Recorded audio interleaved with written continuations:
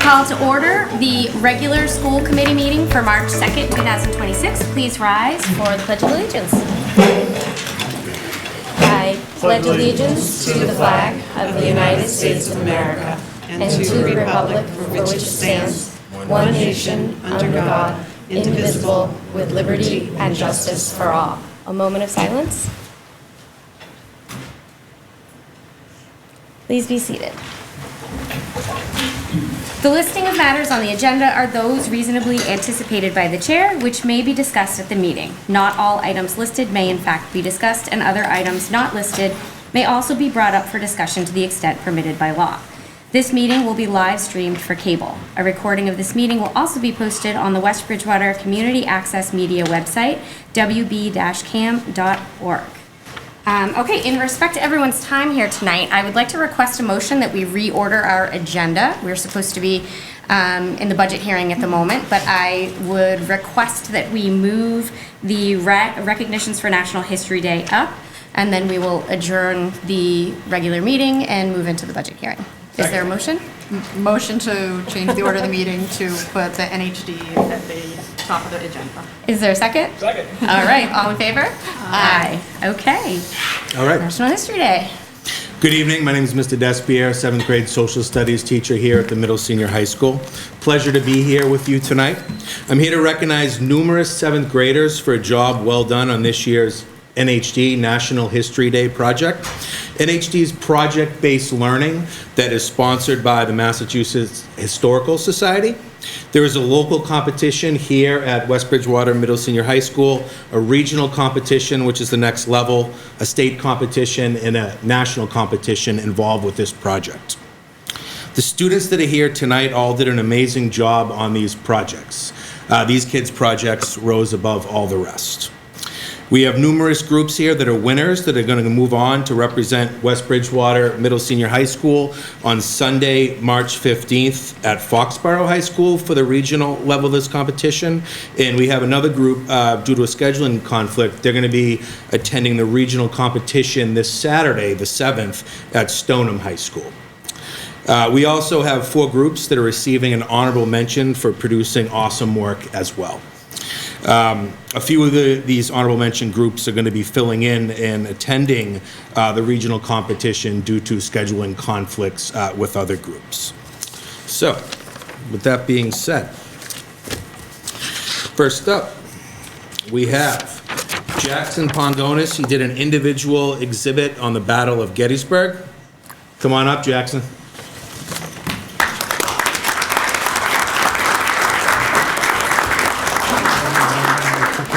There you go.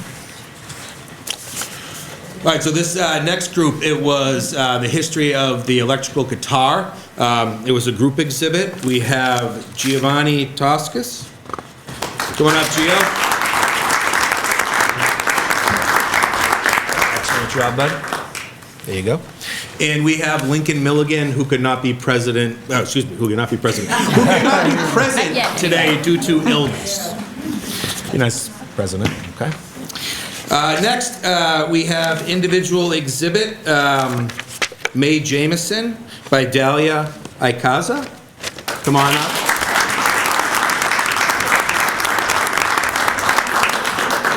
Excellent job. All right, next up, I don't believe these ladies are here. They did a project on Barbie and how Barbie has kind of changed throughout the years and the influence it has had on kids alike. Gabriella Miranda, I do not believe she's present. Addison King. And McKenna Buckley. So excellent job by them, even though they couldn't join us today. They did a fine job on this. An individual exhibit, we have the Salem Witch Trials, Ryan O'Keefe.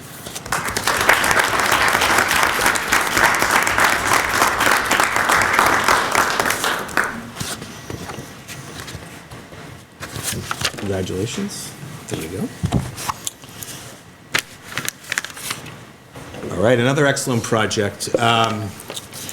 We have Egypt, Inventions of Ancient Egypt.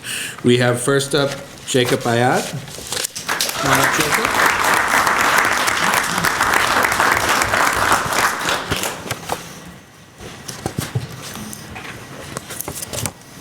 Excellent job, bud. Thank you. There you go. Jazz Age, Maria Karras.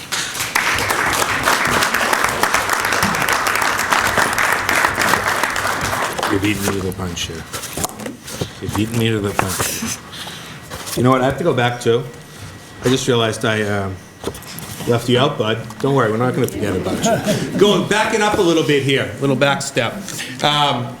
Also part of the group on inventions in ancient Egypt, we have Colin Haroots. Come on up.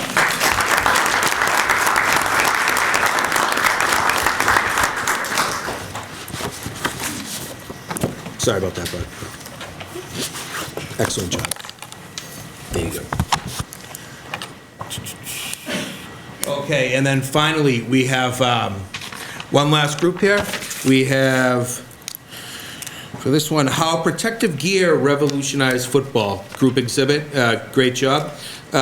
Chase Disjardin, who couldn't be with us tonight, but was part of that group. Second up, part of the group, we have Landon Gill. I don't believe Landon could be with us either. And representing the group, Ethan Luce.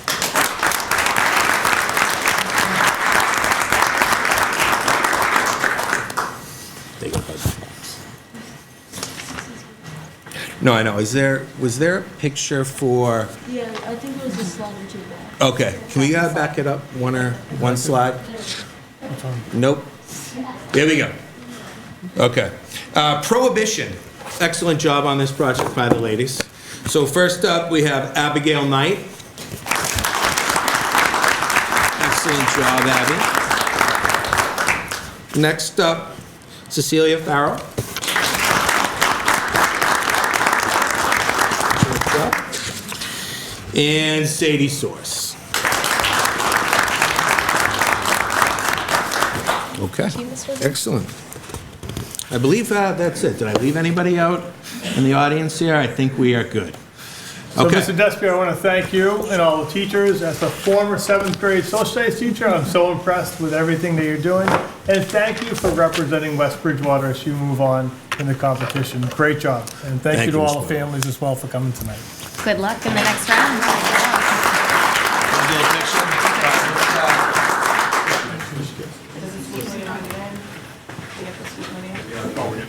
Wherever you want us.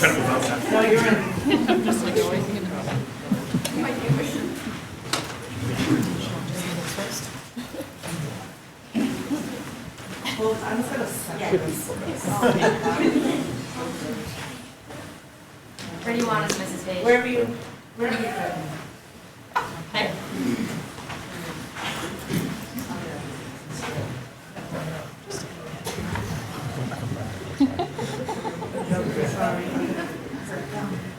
Smile, everybody. Congratulations.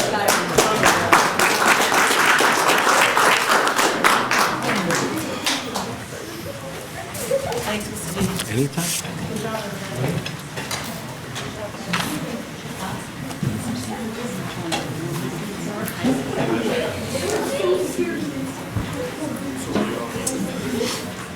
Okay, congratulations to you all. Good luck on the next stage. Is there a motion to adjourn the regular school committee meeting? Move to adjourn the regular school committee meeting. A second? Second. All right. All in favor? Aye. Aye. All right. Wait for everybody to migrate.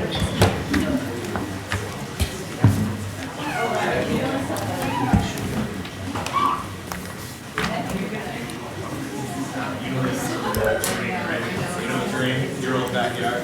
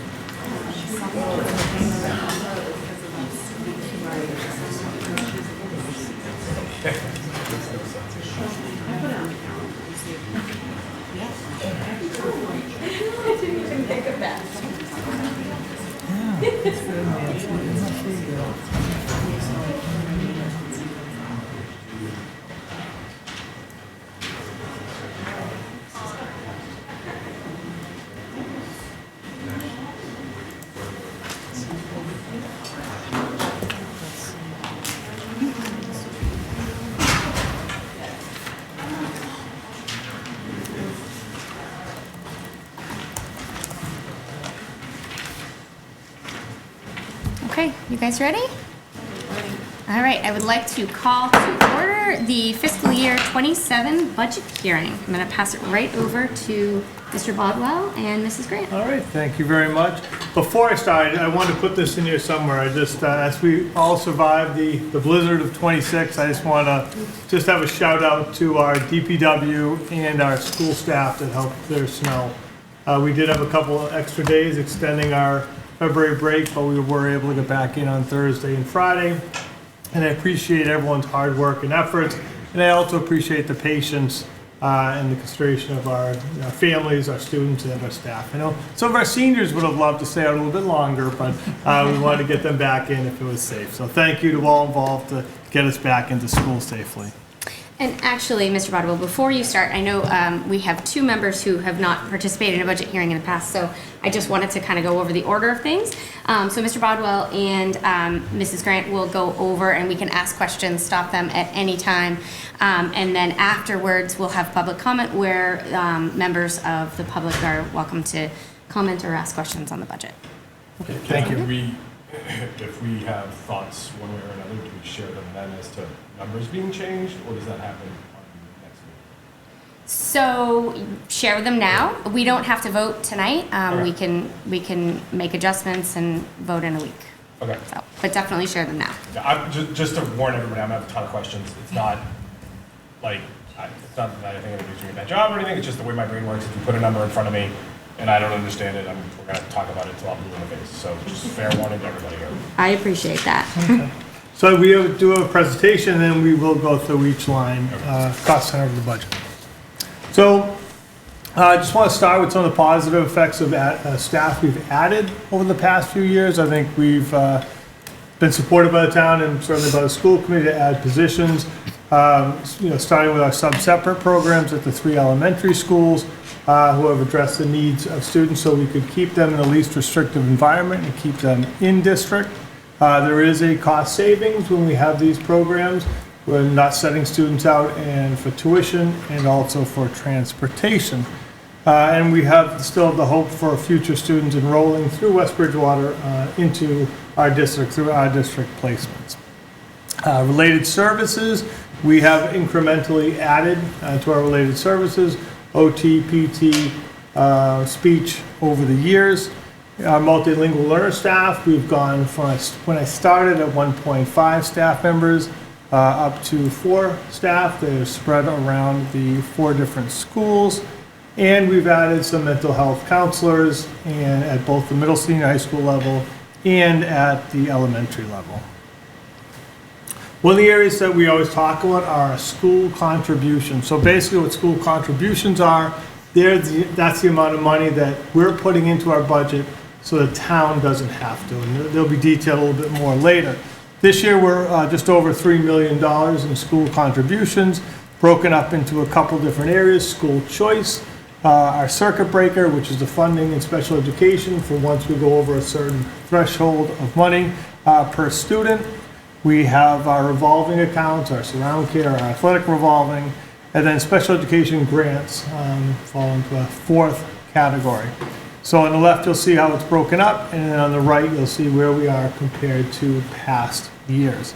So it's significantly over $366,000 more than last year. School choice, yes, I just spoke of, makes up $1.2 million of our funding under school contributions. We're keeping the same budgeted number of students in school choice, 230, which we budgeted last year. We currently are enrolling 228 students. We feel confident we can get to that number, but there are a couple of caveats to that, and I'll explain that a little bit later. The interest is still very high. As of today, we had over 215 applicants, grades K to 12, interested in coming to West Bridgewater. So it is a concern that as the number of West Bridgewater students come into our system through residing in West Bridgewater, that number will go down. It's interesting to share that when the Chapter 70 information came out, they detailed that 75% of the districts in the state are losing enrollment. And West Bridgewater is one of the 25% that's gaining enrollment. We gained almost 1%. And then when I drilled down a little bit deeper, I looked at the South Shore, South Coast region, and it's about 90% of the districts were losing enrollment. So we're not gaining at a rapid rate, but we're also not losing, and we are showing some gains. So again, that's going to have an effect on school choice. This chart will show how school choice has decreased a little over 300,000 over the past 6 years. We are anticipating going down next year due to increased enrollment and the number of choice spots that are available, but it's slowly going down, and we've adjusted this chart every year. Special education in every district is a big part of a school budget. Approximately year over year, 1% or just a little bit more than 1% of our students are in out-of-district placement, which equates to about 13% of the overall budget. Using kind of round or generalized numbers and talking about special education director, that our transportation ranges from $30,000 to $100,000 per student, depending on their placement. And we group students into different categories for tuition. Our public school programs, our collaborative programs like North River and Reed's Collaborative, and then our non-public private schools, and those include residential schools that we send students to. And we are responsible for educating students until they are 22 years old.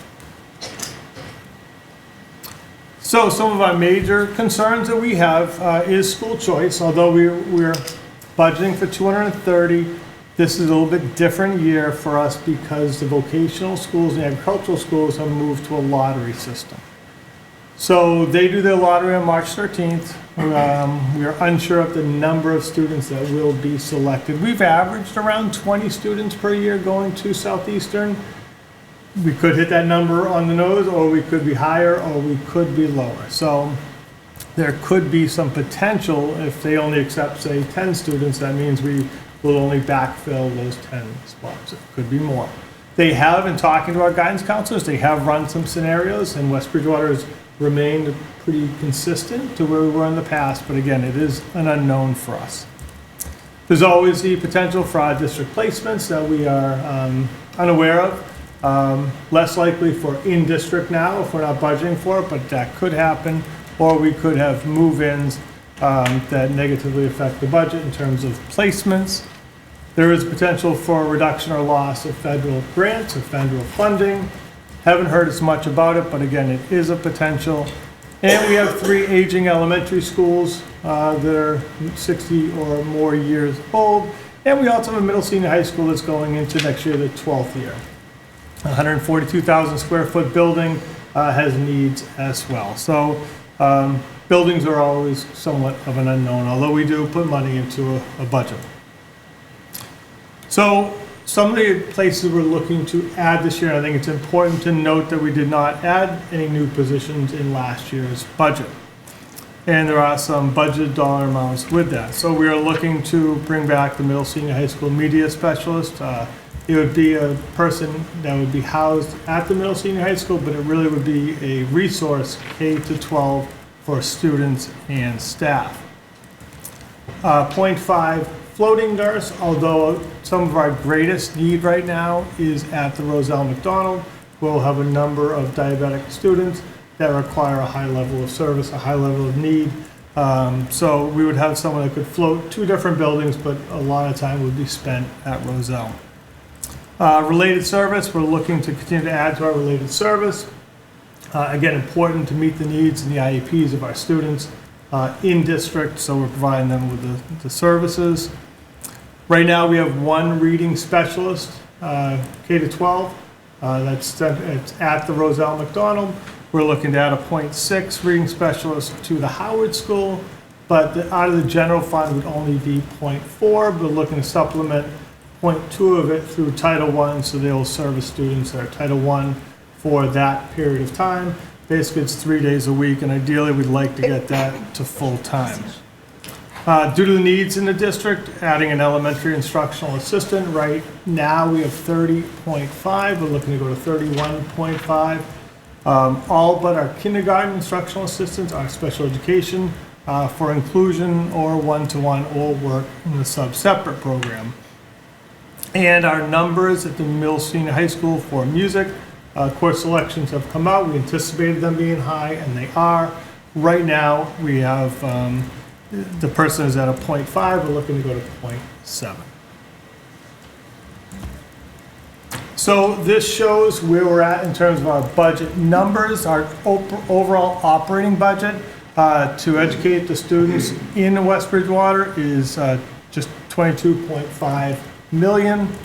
You minus out the school contributions of $3,039,475, and you get what we're asking the town for an appropriation in this projected budget, which minus out, so that's an increase of $916,949, which is a 4.93% increase.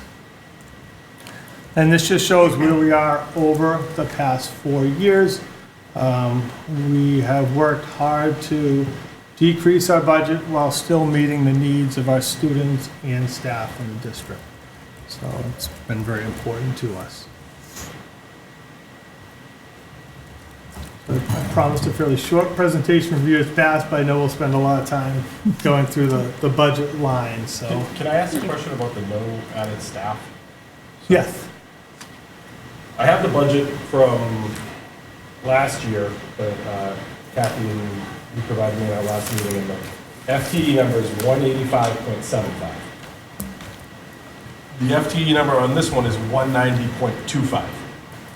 So that's a difference of 4 and Yeah, there change. was an error on the schedule that you're looking at from 26. When the school committee added back the specialist, and that was line, category 3230, teaching services. Yeah. After our first school committee meeting, we had decreased the specialists for kindergarten. Okay. And then the school committee added back a $62,000 position, and I did not update that schedule.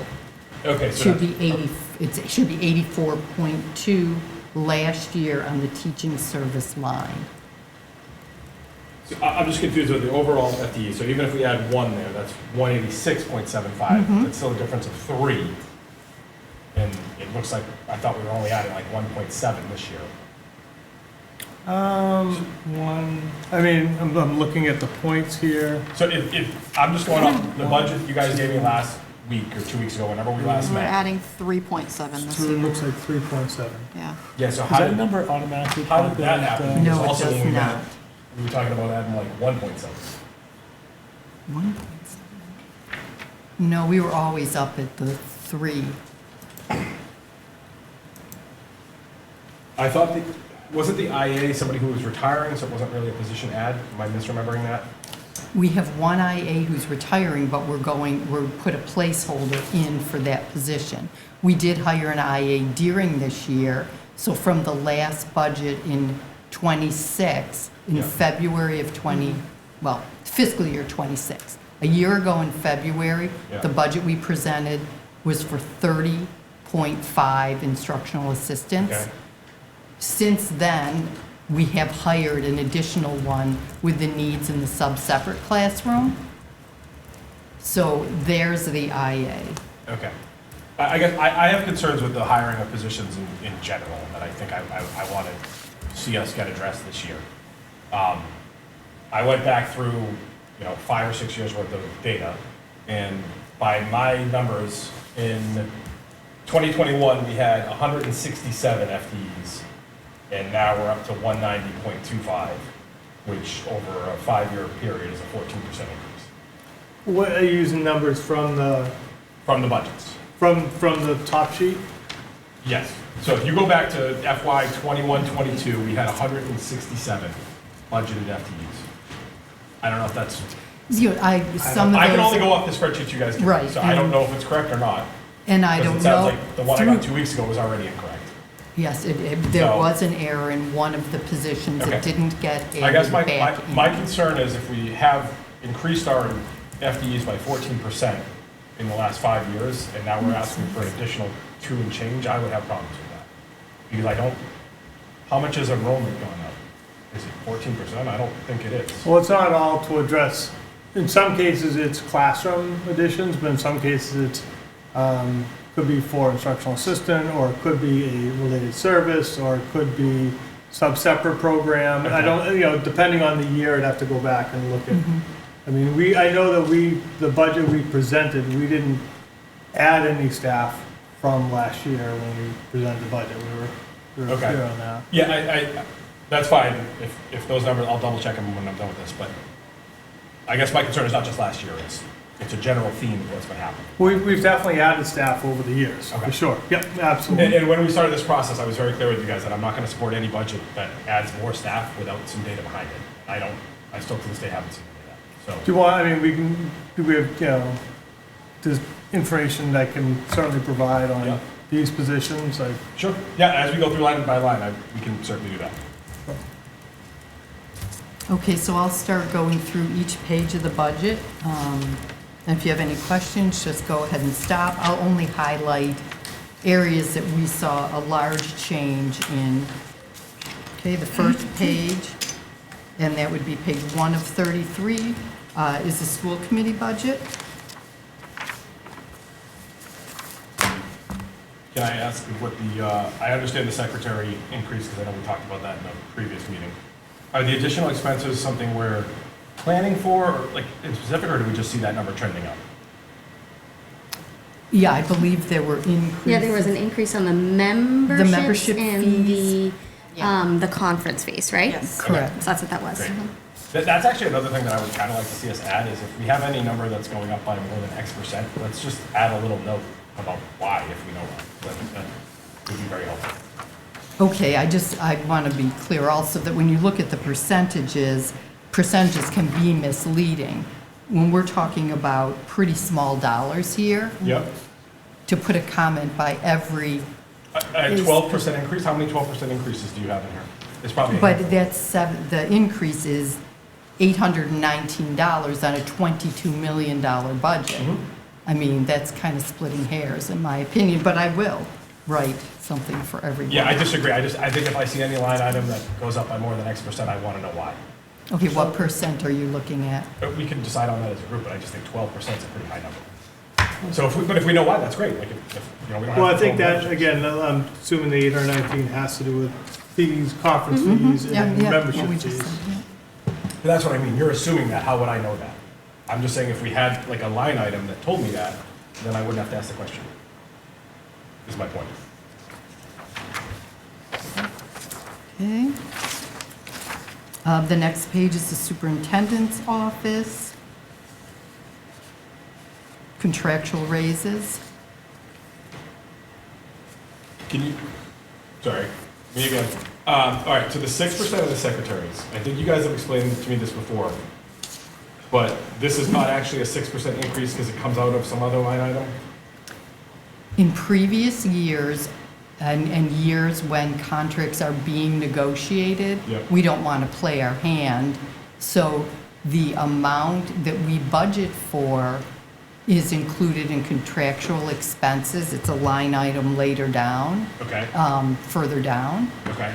Because if we're in the middle of negotiations or anticipating negotiating later in the year, we don't want to say that we've already budgeted for X percentage. Yeah, that makes It leaves no negotiation. Yeah. So this year, the school committee asked that we include current year raises in the line item for the particular position that was being raised, whether or not contracts are being negotiated. So this year's request for salaries is going to include last year's budgeted last year's amounts, it may have been included in contractual benefits because that's where you put unnegotiated areas. So secretaries, the secretaries are, a lot of them have a year-to-year contract, a 3-year contract that does not have the percentage raise included. So a rate, a 3% raise would be included in contractual benefits to give Mark the option of deciding based on performance, based on other factors, what raise to put in.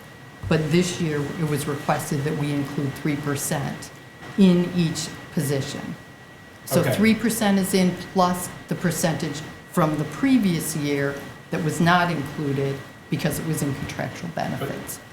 But if I look at the same item on last year's one, Mm-hmm. once again, the sheet you gave me 2 weeks ago, there is a 3% increase for the secretary line item. Because that was the previous year's increase. So it was always a year behind. Yeah. Okay. So you We're would see the playing catch up increase. this year. And then when we negotiated contracts and discussed the plan for the year, Yeah. we decided this was going to be the year that we played catch up, basically. And so Okay. it would look like a big jump, but it's really because it's 2 years. So next year, we'll be back to How did you half that pay number. these people before if you were always a year behind? We weren't. The budgeted amount of money sat in another line item, contractual benefits, Okay. which you will see. So all these numbers that are doubled, if I go through and cut them in half, that's gonna be the same as the contractual benefit number that's going down? It will be well, not necessarily the percentage, because contractual No, benefits. the raw number, not the percentage. The raw number, yeah. Okay. But that contractual benefits line also includes the sick time buybacks for people who have retired, teachers.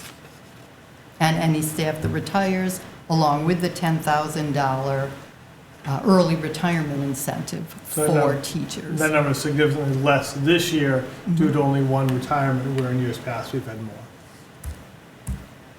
So that's where that money is placed Yeah. to pay out those Okay, benefits. so, but I guess my point is, all these ones that are 6% and they're really 3 and a 3, if I go through and cut them all in half, that's gonna line up with what's coming It out of should. contractual. It's not gonna, okay.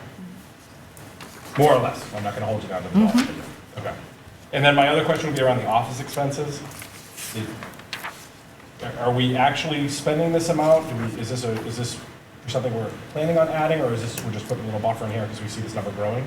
We see the number growing. Okay. And it fluctuates year to year. Yep. Do we know how much we spent on that this year? 20,000. That's what, no. That was the budget. spent to- Oh, how much we've to spent to date? date? I don't know how much we've spent to date. We'll find out. Office expenses. Let's see. To date, we've spent $17,899. Okay. So most likely we have under budgeted for Yep. the previous. No, that's year. good. That's kind of, I know we've had this conversation. That's kind of what I want to see us forecasting a little better. So I'm glad we're increasing that number. Okay, the next page is the finance and legal. We offset some of the business office salaries with surround care revenues. Is that what that is earmarked for in general, surround care income? It pays the salary of the person who runs surround care, and then also some of the overhead for the business office, yes. So once again, so if I take the surround care number out, because we added an additional 10,000 for school contribution, so that number really went up like 5,200 or something, which is a 10% increase, roughly. Correct. So what, I guess, what's the explanation behind a 10%? Well, if you increase? look back to the previous years, in fiscal year '25, we spent $53,000. Yeah. Yeah, but isn't this a So- person who has a salary which is already determined? The surround care person does, the other people in the business office are hourly and part-time. Okay, So that fluctuates, depends on need. okay. So this is not a salary person, this is a number that we are seeing Correct. increases in one of action, okay. Do we have some sort of, and I'm sorry if this was discussed somewhere else, but some way of seeing what surround care is actually profiting, like versus, like, staff force around here in the schools, and, I mean, is that in here? I haven't seen that anywhere. No, Surround Care is not listed, but it's a self-funding program. Okay, so we have, So it pays for itself, and And then then- it helps contribute to here, To the revolving. to the revolving. okay. It takes no general fund money. So I guess are we, back to the business clerk number, because now I'm looking at last year. So you increased it 9% last year, and we're increasing it 10% this year. I mean, I know it's not 10% with the school contribution, but 10% total. Is that, it seems odd to me to have a 19% increase over 2 years. I mean, it's an hourly rate that went up. Are we doing significantly more work in the business office? to do We something? we did last year. We had a number of negotiations that required more work from everyone. As we also had the building project that required additional work. So now that the building project is dead, wouldn't we have less work then? So it's No, going what's down? coming up next year is the town is putting a new payroll system in. Okay. So there'll be significant hours devoted to helping put the new software program in, converting what we have now. Okay. And is our Once again, numbers, yeah. I'm gonna have concerns over any number that we're increasing almost 20% over 2 years. Like, it's Mm-hmm. just, other towns are laying people off and cutting people, and I just can't justify 20% increases in my head. It's tough to swallow, guys, I'm not gonna lie to you. So over time, when I first started, we had three full-time people in the business office. When one of our payroll clerks left, we only hired someone part-time.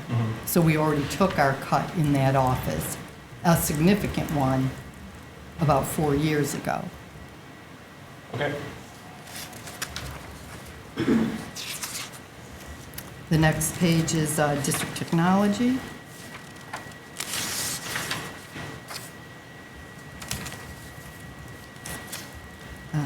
Page 5 is all the principals. Hold on 1 second, sorry, I'm slow. The data processing number on technology, is this a number we know already, or is this an estimate based off of? Some pieces we know, Okay. and you can see the explanation in the writing, tells what is included in it. So what I'm saying is we've received contracts that indicate there's gonna be a 7% increase, or we're guessing? Yes, there are contracts that are going to have a 7% increase. More than that, one of the pieces of data processing that the town provides is going up, I think they said 23% this year. Okay. And then the technology staff, this is the whole 6% catch-up thing for the 2 years? Correct. All right.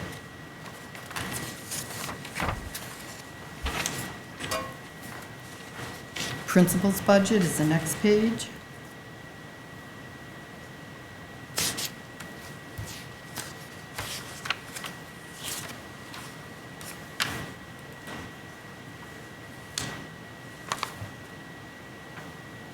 The following page, So, hold on, sorry. The Spring Street Secretary with the 10% increase, is that a 2-year deal? Like, is that another catch-up one? yes, and this year, the Spring Street Secretary is now in the union, so it increased it. The last year was a catch-up, and then a piece for the union. Okay.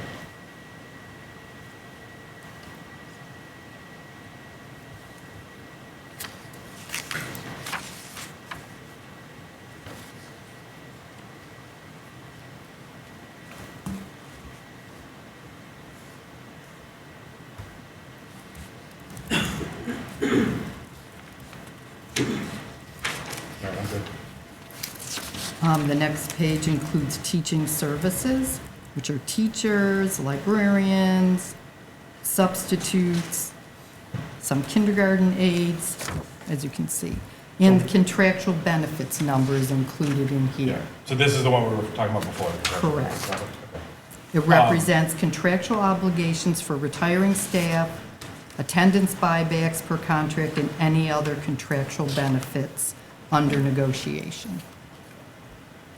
one of the areas of most uncertainty in any school district are substitutes, but daily subs, but really the long-term subs, maternity leaves or other leaves where we're paying potentially 2 staff members. So there's always a lot of fluctuation. We've seen it go up and down over several years. We're trying to stay consistent with last year's appropriated numbers. So I know that the library one is obvious, that sticks out. Are the other increased positions under the teachers at the different schools? Like is the reading specialist under, Yes, Howard. okay, so the reading specialist is Howard.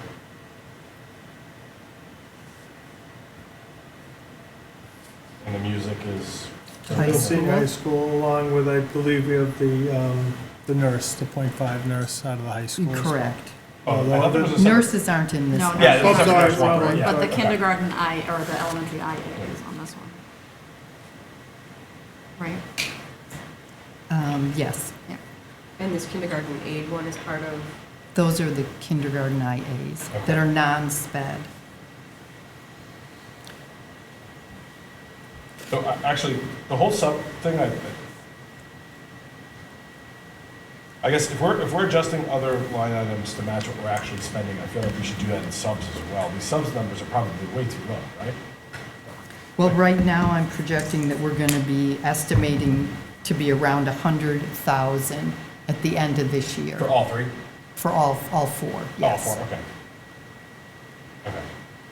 I mean, you have to remember that our budget now in February is a guess, and you're basing it on a guess that we had for fiscal year '26, Yep. and right now in February, what we're putting down for the '27 appropriation is Yep. almost 16 months out from the close of the FY27 year. Yeah. Difficult to predict. I agree it's difficult to predict, but that's why I was surprised in '25 when you spent 54, 56, and 129, that for the '26 budget, we only appropriated 20, 25, and 52. Like that. Well, relatively again, less than half. maternity leaves and then things may not, it's up one year, maybe down the next. Yep. It's, again, Yeah, it's trying impossible. to balance the budget as best we can. Okay, so I mean, if we think those numbers are good, then I guess I'm okay with it. They just seem low to me. That's one area where I think you probably could go higher. But yeah. I I'm not mean, going to argue with you we to know raise it. about lots of pregnancies, so. But it's just impossible to know Well, we now for already know we're 16 months looking out. at least 2 at Roselle for maternity leave. And that is factored into the It's- number that we've included. Only 20,000? So, I mean, when we hire subs, we're not paying on a salary scale. We budget between $150 and $275 a day. That's what's negotiated into the contract. So it's significantly less, and it depends on when they're going out, the length of time they're out, and so forth. Refresh my memory, Yes. the negotiated, the language change, they changed the rate. That happened around, if my memory serves me, It around did. fiscal year '25, It right? did. I think And that that's was- why the drop. That's part of it, you're right. Correct. Thank you for bringing that up. That was the impetus for doing that, because when you're paying 2 full-time salaries for a few different people, clearly you're gonna, be adding basically Okay. FTEs. So that explains why Yeah. the numbers, okay. Yep. All right, if you guys are good with those numbers, I'm fine with them, but I they mean, seem that's low why- to me. I feel like there's subs are always in need and we're always short on them, but. I mean, that's why ultimately it's a bottom line budget, which is great because it is impossible to budget this many line items accurately 16 months in advance.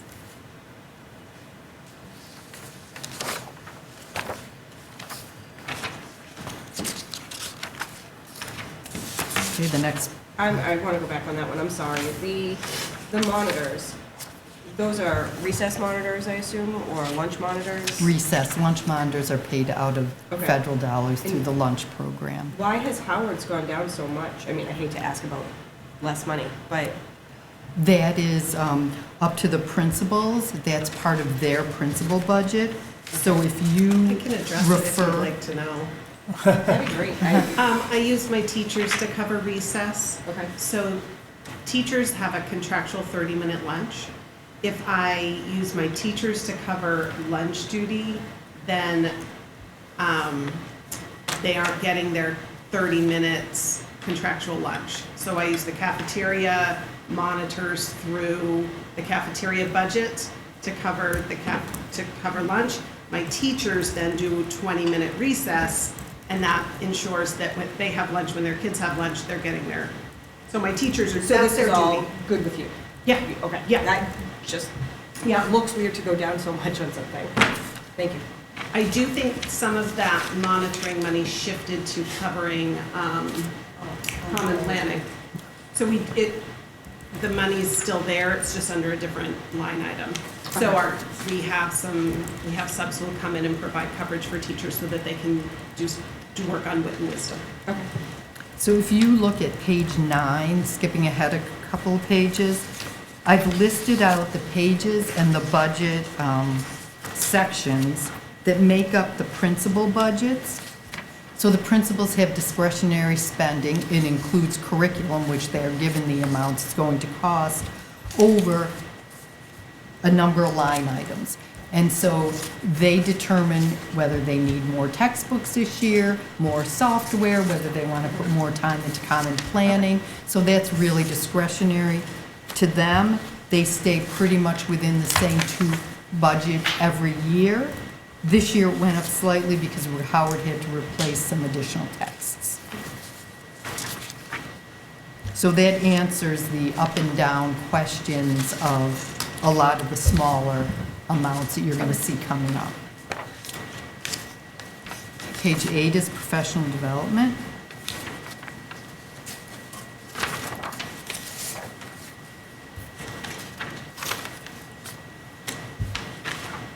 And then page 9, again, you'll see the summary that I put in your notes that shows the breakout, so you can see without trying to add each one. So class supplies are going to go up and down depending on need each year, textbooks.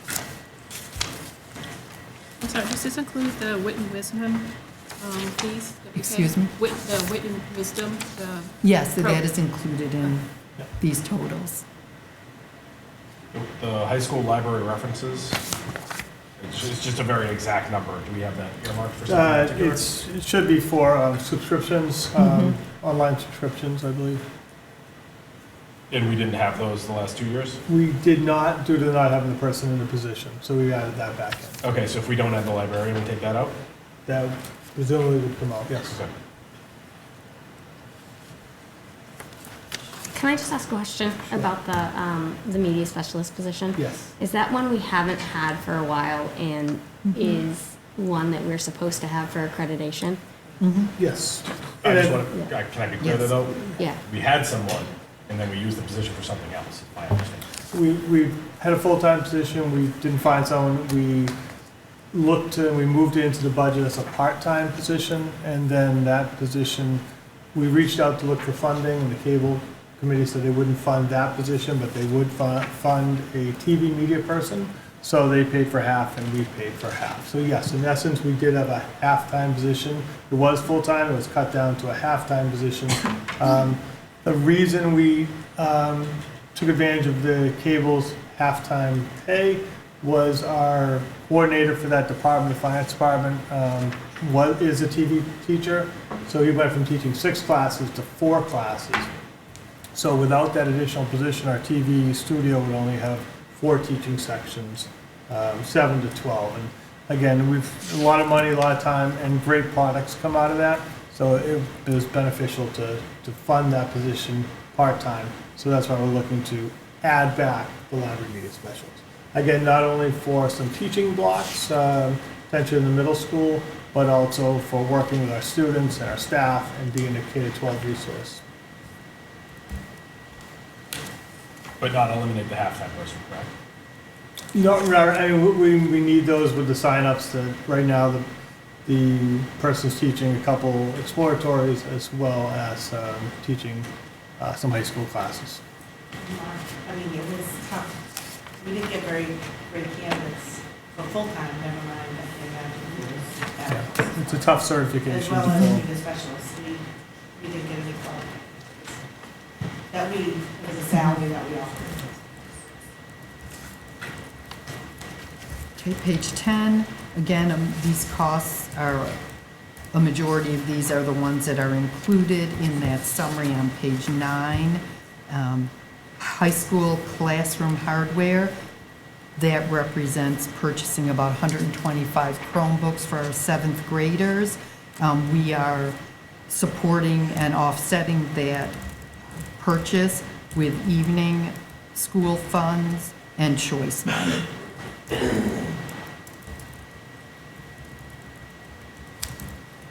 Tech maintenance includes some of the outside contractors, the network monitoring, And that's a number the town just gives us, right? most of it, but we have pieces that are in-house as well.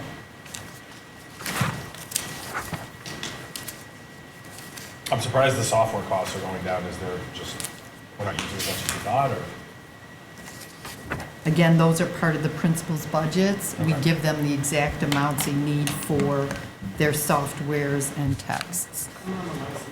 And licenses, yeah. Page 11 are the counselors. The high school counselors decreased. We hired, we had some new hires at lower cost.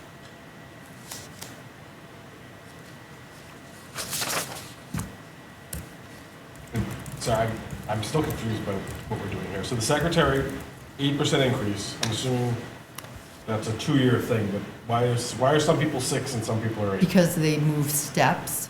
The secretarial contract has steps. They have steps in it too? Okay. Yeah. Thank you.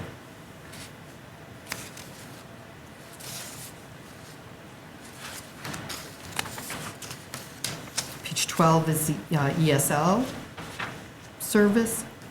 This includes the salaries as well as about $5,000 worth of supplies for the program. Our EL students have remained constant from during budget time last year to this year. This year we have 45 ELs and 35 FELs for a total of 80 students being serviced. Last year we had 51 English learners and 29 FELs. And again, these staff are spread over the 4 buildings with 4 different schedules, so it works, but it's not easy. And the number, when you look at the English language learners who come in, depending on what level they're at, there's a mandated amount of time need to be spent with them daily, so. Page 13 are the nurses and health expenses. We have a Spring Street nurse. A quarter of that salary is paid for through a health grant. The high school nurse line includes the .5 floating nurse, and we have offset that cost with $25,000 of choice money. Page 14 are our busing and transportation. McKinney-Vento has decreased. That's another very difficult number to nail down. You don't know how many homeless children you are going to have to transport in any given year. Mid-year, I believe right now we've added 1 or 2 homeless students that we have to transport. And our bus contracts have gone up 4%, and that's a contractual obligation. Okay, so that's a known number, that's not us estimating. It is.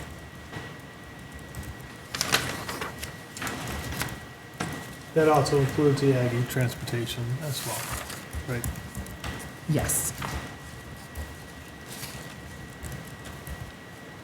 Page 15 are student body activities, so that's sports and the extracurricular clubs.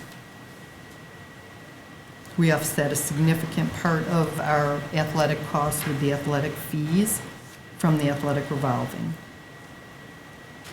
So 11% increase for coaches, is that? That's, they have step as well as the step increases. And the coaching and the coaches- COLA. And it could be new coaches that are hired with more That's what I was, experience. that's what I'm saying, did we like add a sport or something? No, No. no, but it could be, again, if they're hired at a different step, they have a number of steps. They don't go down, but they do go over, up to five Five, yeah. leggings.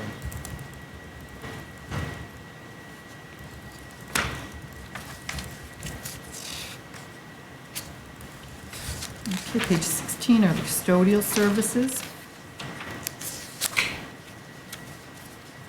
We offset a significant amount of the custodial overtime and supplies from the evening community funds that we generate from building use.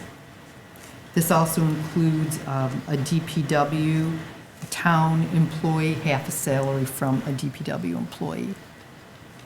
So I think we talked about this last time, but shouldn't the custodians also be on as an added position, because you added 0.5 from last year? Those were part-time that became full-time. So you- Yeah, I mean, You it added is. 0.5 FTEs. But they Sure. were, but, I mean, They they were- it were replaced the part-time, there were two part-time. part-time people that were filling in, so, I mean, in essence, Last year, your custodians line says represent salaries for 9.5 FTE custodians. Right, This he year it was says down, represent salaries for 10 FTE custodians. yes, So that's an increase of 0.5 FTE. yep, 0.5, So okay, yes. so that should Okay, be in we'll your put first slide 0.5. deck about added position. even though they were filled in by part-time, two Sure. part-time people working. I mean, he needed to fill in, they do a great All I'm job, they saying is- need it.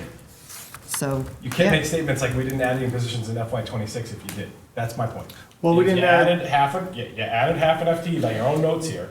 It should be documented on your, right, what we're saying is we employed two different people that were working the same hours as they weren't full-time employees, we were giving them hours to work, so in essence, they probably should have been in there, but but it's also a 12% increase. So like, Yeah, the to me, that custodian's seems now like you added under a a person. union, So they and could- there's also Yeah. unionized now, so they They weren't have- unionized prior to that, I think it was after that they unionized.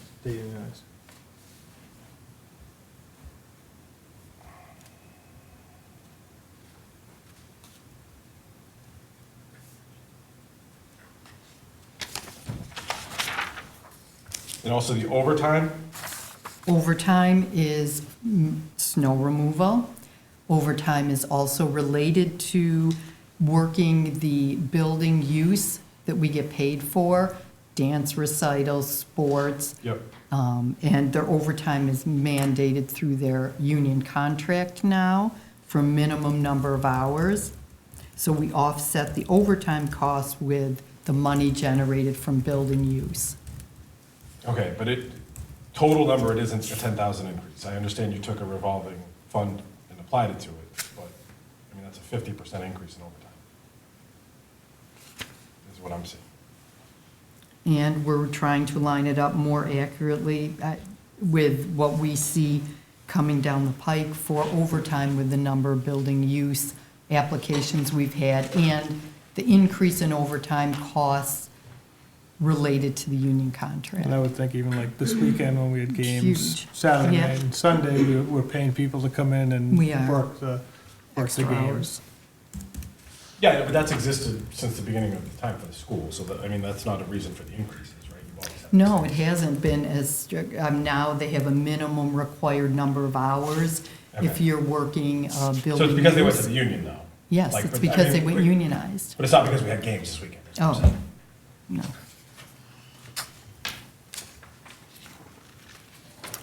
The next is the heating costs.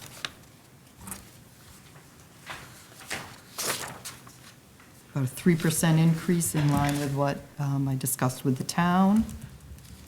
Okay, so does the town just give us this number? They don't, but I always talk to them to find out how they're doing, how they're going up. Last year, they wanted to go up 5%.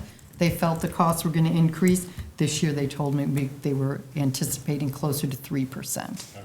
Because this is another one that seems like, it almost seems like we're too low to me, based off actual spend from 25. But maybe if the actual spend from 26 is in line with these numbers, I'm fine with it. But if you look at like the high school, we spent 60 grand in 25. Why do we think we're gonna only spend 48 in 27? I mean, we all have Yeah, I mean- houses, the electric prices are only going up. I would expect that number to be Well, almost because in like 75. '24, the actual was 47 in '25. We went up to 51 now. No, I see the actual being 59 in 25 for high school. year. 47 and 24. Oh, I'm looking at the wrong And then you line. approve that, yeah, that's, Yeah, okay. That's what I mean, to me, it would almost make more sense if we could look at like what we've spent so far and see if these numbers are in line. Like I said, I'm not gonna I argue. do, I'm not do. gonna argue with you guys to raise numbers, but these seem low to me, is all I'm saying. And we do, we extrapolate the numbers on the number of bills we have to date. Okay, because and I know Karen and I have had this conversation before with you guys, like, this is like a perfect example of like, if we put these numbers in too low in the future, you're gonna need to come to us to move the money around. So like, I would just, if just like at my house, if I spent 60 grand on electric 2 years ago, I wouldn't assume I'm only gonna spend 48 this year, is all I'm saying. But if you guys are comfortable with it. So this is all part, if you look, what you vote on, to move money around, like we have discussed in the budget meetings, this is all part of one of the Cost center? the cost centers. Oh, so the cost center's not heating? Oh, there is a heating cost. That's what I'm saying. All right, there's a I'm trying heating cost I'm center. trying to save Okay. us work down the line if these numbers are too low. I mean, if you want to throw out a number to raise them, let me know. My brain is spinning here because I'm looking at that 59,000 and there was a reason it was high that year. And I'm not going to remember without having to go through my. I don't know. But there was I a know. reason. There was something that happened that year that made it much higher than So anticipated. But I that's don't back to my remember. point when we first started this, like, I feel like we need to document this stuff. I don't want to rely on having to have people that have been on the committee for 5 years to remember this stuff. So like, I feel like if we have large increases, we should just make a note of why it was happening. Because, you know, we're not all gonna be here in 2 or 3 years, and we're not gonna remember it.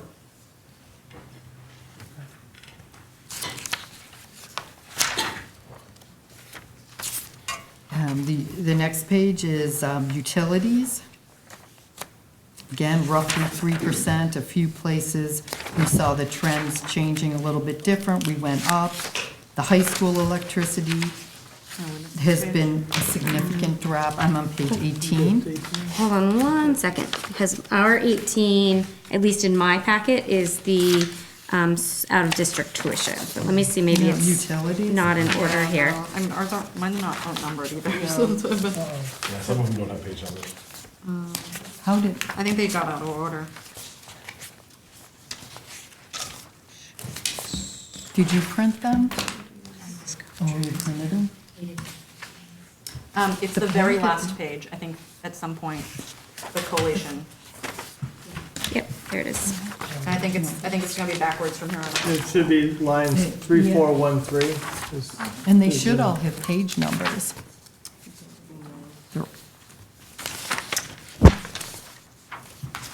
I think they're backwards from this point out. All right, so 18 is utilities, right? Yeah, 3, Okay. 4, 1, 3. All right. All right, so high school electric had been trending down. The town has some electric contracts with a company called Palo Verde that they re-sign each year. They really can't give me a clear explanation on what exactly it does or how it affects our electric bills. So they tend to be all over. But, you know, we felt that it was coming in low enough to decrease it.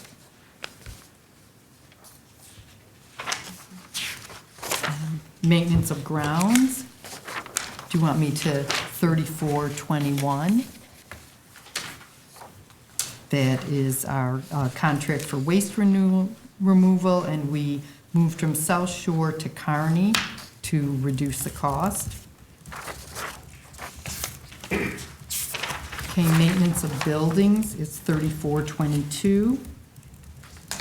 So some of the money that we saved in the electric, you know, was the heating that we reduced it by, I'm sorry, the electricity. Used it for high school repairs. We've run into significantly more repairs at the high school than in previous years. This year alone, we had a $35,000, $660 repair to some of the HVAC area. In here, between heating, electric repairs, general repairs, those are kind of fluid because different repairs require some of each of those areas and it's impossible to break it out. So for simplicity, knowing it's in the same cost center, and knowing that we've had issues with high school, that's where, So there's We not a increased it. specific project tied to this. not on this one, no.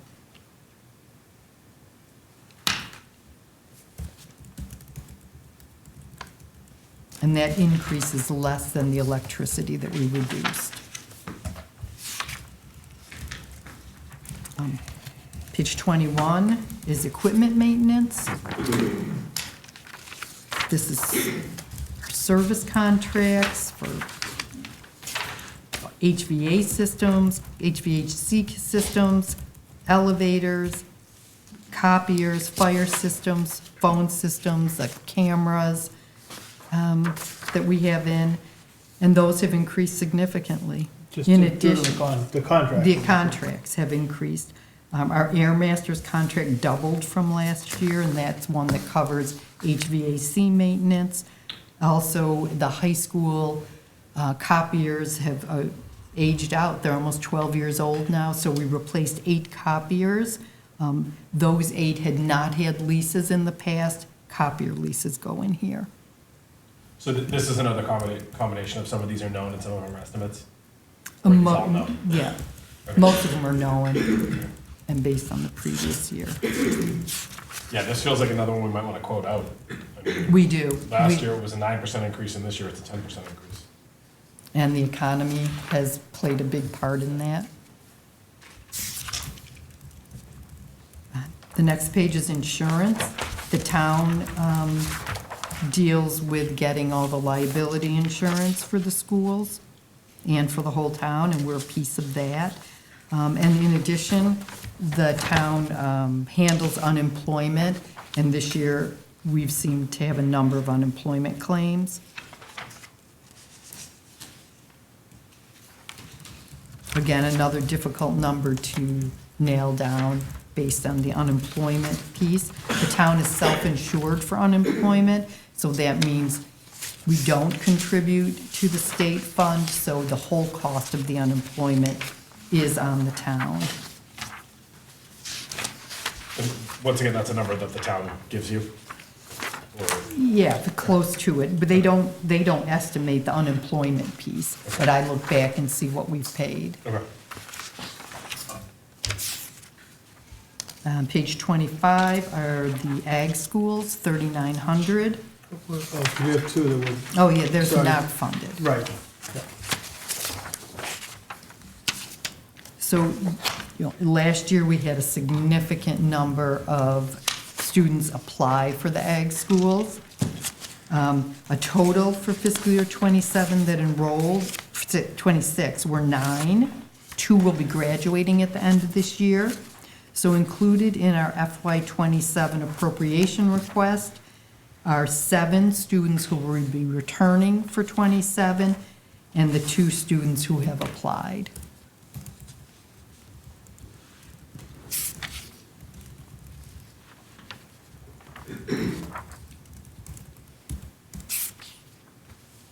Page 26, or, Hold on 1 second, sorry. So, and this is one we've talked about before where we expect some money to come back this year, right? Because correct. we had that emergency fire drill last year. So I'm still, so if last year we added 294, but we're only decreasing 170 this year, what's the other 120?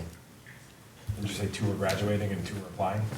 So during '26, we actually ended up enrolling 9 students. Okay.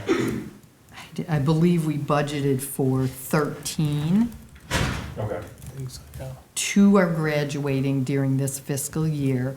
So next year, we'll have, for '27, we'll have 7 returning students plus 2 who apply. Yeah, so 9 max. 9 max. Yep. Now, we say max, but they still can apply. even Yeah, though 9 they Yeah. took the lottery. assumption max. Yeah. I think it's till April 1st, they can still apply. After that, we can say no based on the date. So there is still a window, but we don't have indications that they are. Right. The next page is Special Education Administration.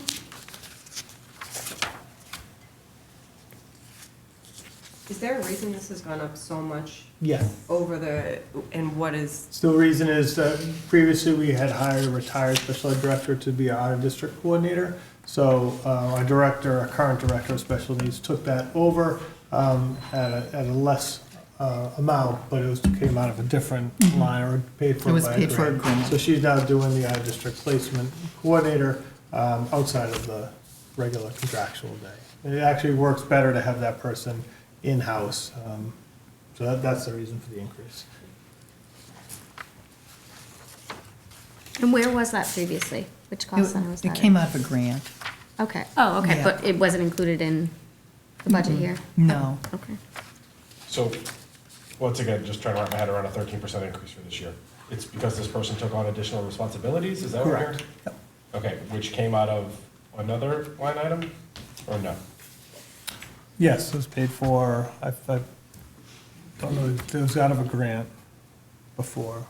Previously, we were paying for the out-of-district coordinator through, I believe, the 240 That's what I was grant. gonna say. So did we assign those grant dollars to another line item? Oh, yeah. Okay, Yep.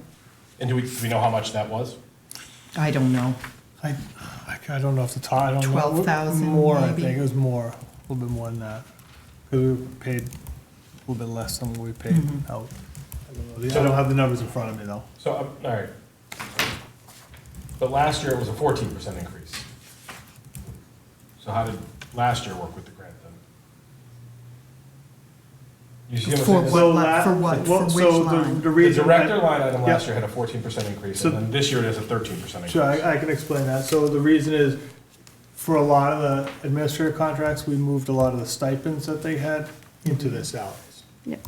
So we rolled in, so that we anticipated and we saw an increase in the salaries due to them not being paid through stipends. So last year, the increase was And for her- changing, this year it's from the grant.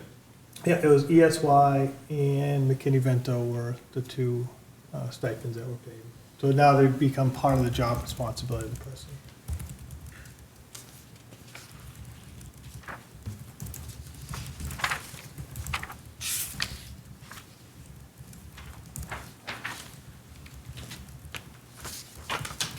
The next page is the special, teachers for special education.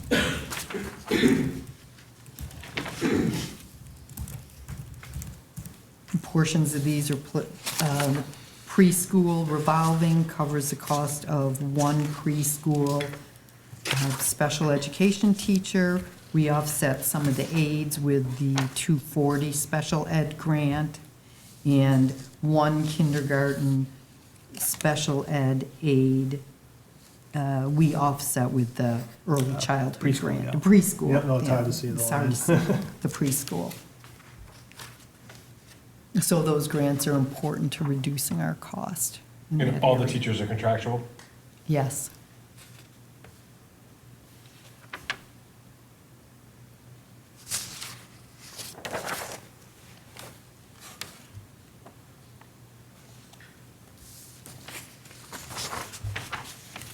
The next page is the teaching services for the special ed students. We pay ESY from the 240 grant, that's extended school year, where our special needs students attend school here during the summer. And we have to hire teachers for that and specialists. What is visual mobility? Just because I'm curious. I believe, do we have a note on it? I can answer The it. specialists, yeah, I don't know. A visual mobility specialist is for students who have visual impairments. Usually they're cortically visually impaired or legally blind, and so they have a specialist, not usually in-house with a small district like ours. Right. Even Not larger in-house, districts right. will contract out through like Perkins School of the Blind and have a specialist come out to provide those related services around navigating their environment. Do we actually use it though? Yes, 'Cause- Yes. Perkins School for the Yes. Blind. Well, in '25, you budgeted 5,000 and didn't have any actual. So did we just start using it last year? Or this We year? did not have a student who required those services. Or the evaluation, it might have been We evaluation. had someone come and provide services at the Howard last year. And that, the student requiring those services is now at the middle school. I let them into the building, so I know they came. I don't know how you paid for it last year, then I guess is my question, but. Your FY What year are actual you for looking 25 at? is 20, zero. we're in 26 now. Is this the year that you had the person? I have the student in 20. FY20, so FY last year. 25? But no, it would have been last year, so Oh, Yeah. 26. In 26. yeah. 26, FY26. In 25, but FY26 budget. Okay. Correct. All right, as long as we're actually using it, that's fine. I just Oh, yeah. think it's confusing. School year. Otherwise, yeah, if we didn't need that or predict that we would need that. And that's one that changes with the IEP as well, Correct. depending on And like. the students, right? Yeah, if the student is recommended for increased services, then that would increase. Okay, and the speech pathologist, is that also contractual? Yes.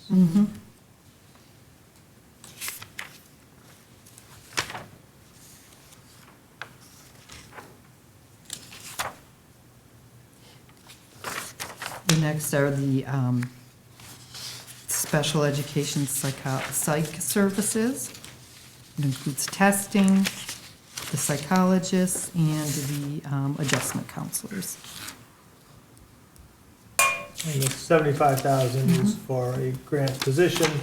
It's paid for as a school contribution. If that grant does go away, the behavioral health grant, then that person's position will go away, and we would share the only other adjustment counsel we have at the elementary level. So we'd have one for the K to 6. Right now, we have 2.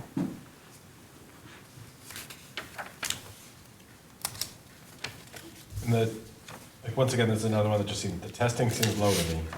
24, we spent 30, 25, we spent 70, and then we only budgeted 20? Which we're budgeting 40. 20 is coming out of a grant. Okay. What are Okay, we so- at now? yeah. Do we know?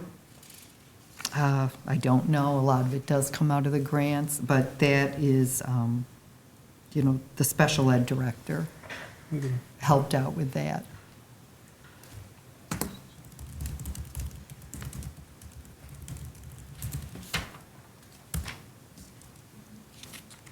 So, okay, so we moved an adjustment counselor into a psychologist position at the high school? I'm just going off the notes from, No, these are the, Actually, yes, no, we went. Oh, we did you? had- Yeah. We had to hire 2 adjustment counselors. We hired 1 adjustment counselor and 1 school psychologist. The school psychologist provided us opportunity for more testing, so okay, much more bang for our buck. So they're both in the same office Yeah, area, but they're 2 different people in 2 different roles. and they're both in the same psychologist line item, even though their functions are different.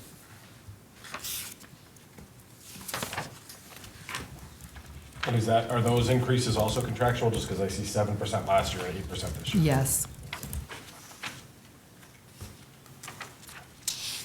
The next page is special ed transportation. Our circuit breaker funds from the state, pay a significant portion of this transportation.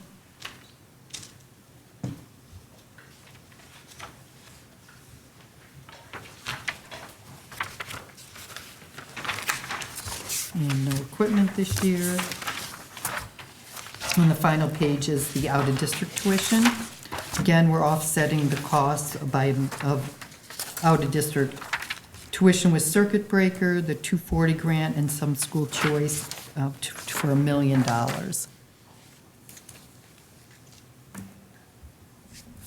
Why has this increased so much over the last few years? The number of students, the costs of special ed out-of-district. Is it just that there's more students that need this, or? There's marginally more, but not significantly. Some of the program costs are going up. We had one program that went up 14% in 1 year. 14% in 1 year, even though our best efforts to try to cap that. Programs can reevaluate through the state, and they go through a process. So we sat in on meetings with them to basically no avail for that Yeah. increase. So And this is no room, I'm just curious, yeah, it's- this is what we're estimating for their needs, and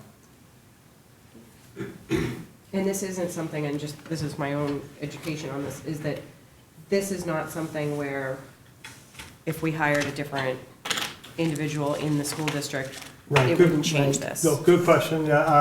We don't have the programs for that. The Okay. programs we have, if we went through with a new building, we were proposing different programs with classroom space for those. We just don't have the classroom space right now for new programs, but in the future, hopefully. Yeah.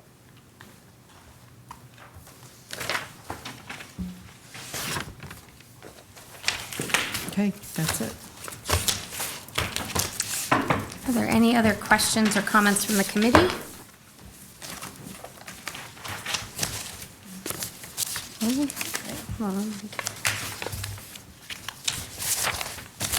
Okay. So we'll move on to public comment. Members of the audience wishing to address the committee may do so at this time. Audience members shall limit comments to 3 minutes and are reminded that public comment is not a discussion, debate, or dialogue between individuals and the school committee. Personnel issues or issues that would violate student or employee confidentiality cannot be addressed during the public comment. Come on up. Great, thank you. I actually have two questions. One's about the budget. I'm sorry, could you just state your name and your address for the record, for the minutes? Oh, Nancy Maloney. Thank you. My interest is a long story that spans many, many years, but we can get into that later. I just have a question. I have a question about the budget, but I also have a question that's not related to the budget. So will I be able to ask that question in the regular meeting? Okay. Yep. So around the budget, what's the delta between what the revenue is per pupil for a school choice student compared to what the cost to educate that student is? So so we receive $5,000 per student. The cost to educate students is more, but when we're adding school choice, we're adding them to a classroom that we're not adding a teacher, or we're not, they may need a Chromebook for sure if they're using that. They may need some textbooks if they're using textbooks. But we've only tried to add where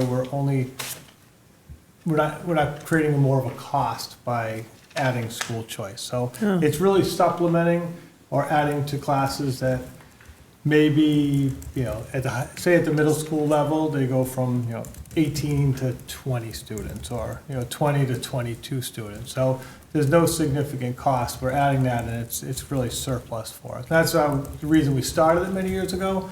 Right. But we wouldn't want to have to add a teacher, even though you could add 10 students at 50,000, but you're not going to find a teacher for 50,000. Right. But if we get to a point where we go from 4 to 5 classes, and we're hovering around 24 or 25 students, it may be advantageous to add a few more students, and then we're adding a teacher, so now we're going to drop class size. But from a money standpoint, we're kind of upside down with the school choice. So what my thinking is as these school choice students attrit out, we're not losing money. We're Because losing the like just delta school is contributions. upside That's- down. Yeah, Okay. that's where you're right, we're losing it there, and that is the inevitable track we're on, that as West Bridgewater enrollment goes up, school choice Yeah, will go down, okay. and so it's a nice thing to have, we've done well by it, but we know at some point it's gonna go away, or it's gonna be limited. We know that we'll probably, at the high school level, we have a nice kind of release valve in 9th grade, because if kids go off, we can fill in those spots. But at the elementary level, it's already dropped significantly, and it'll probably continue to drop. Okay, thank you. Okay, thank you. Madam Chairman, Sure. I did a copy of my remarks with my name and address for the record of the secretary. Fantastic, thank you.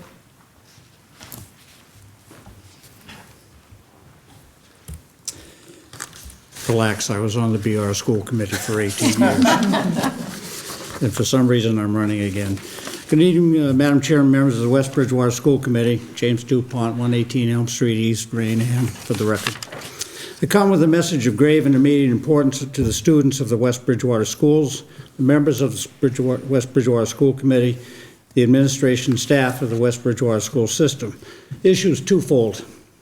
First, it concerns the decades-long underfunding by the Massachusetts State Legislature of the several categories of local aid, including Chapter 70, which, as you know, is one of the biggest factors in setting the local property tax rate, and hence how much the people in the towns are asked to pay to offer high-quality education here in West Bridgewater. After Proposition 2.5 passed, the cities and towns were limited in how much they could raise the prior year's levy, and consequently, many local services, including pre-K-12 education, were annually reduced due to the insufficient legislative appropriations in aid to education and the other categories of local aid. This brings me to the second point. Where does so-called state revenue come from? It's not the tooth fairy.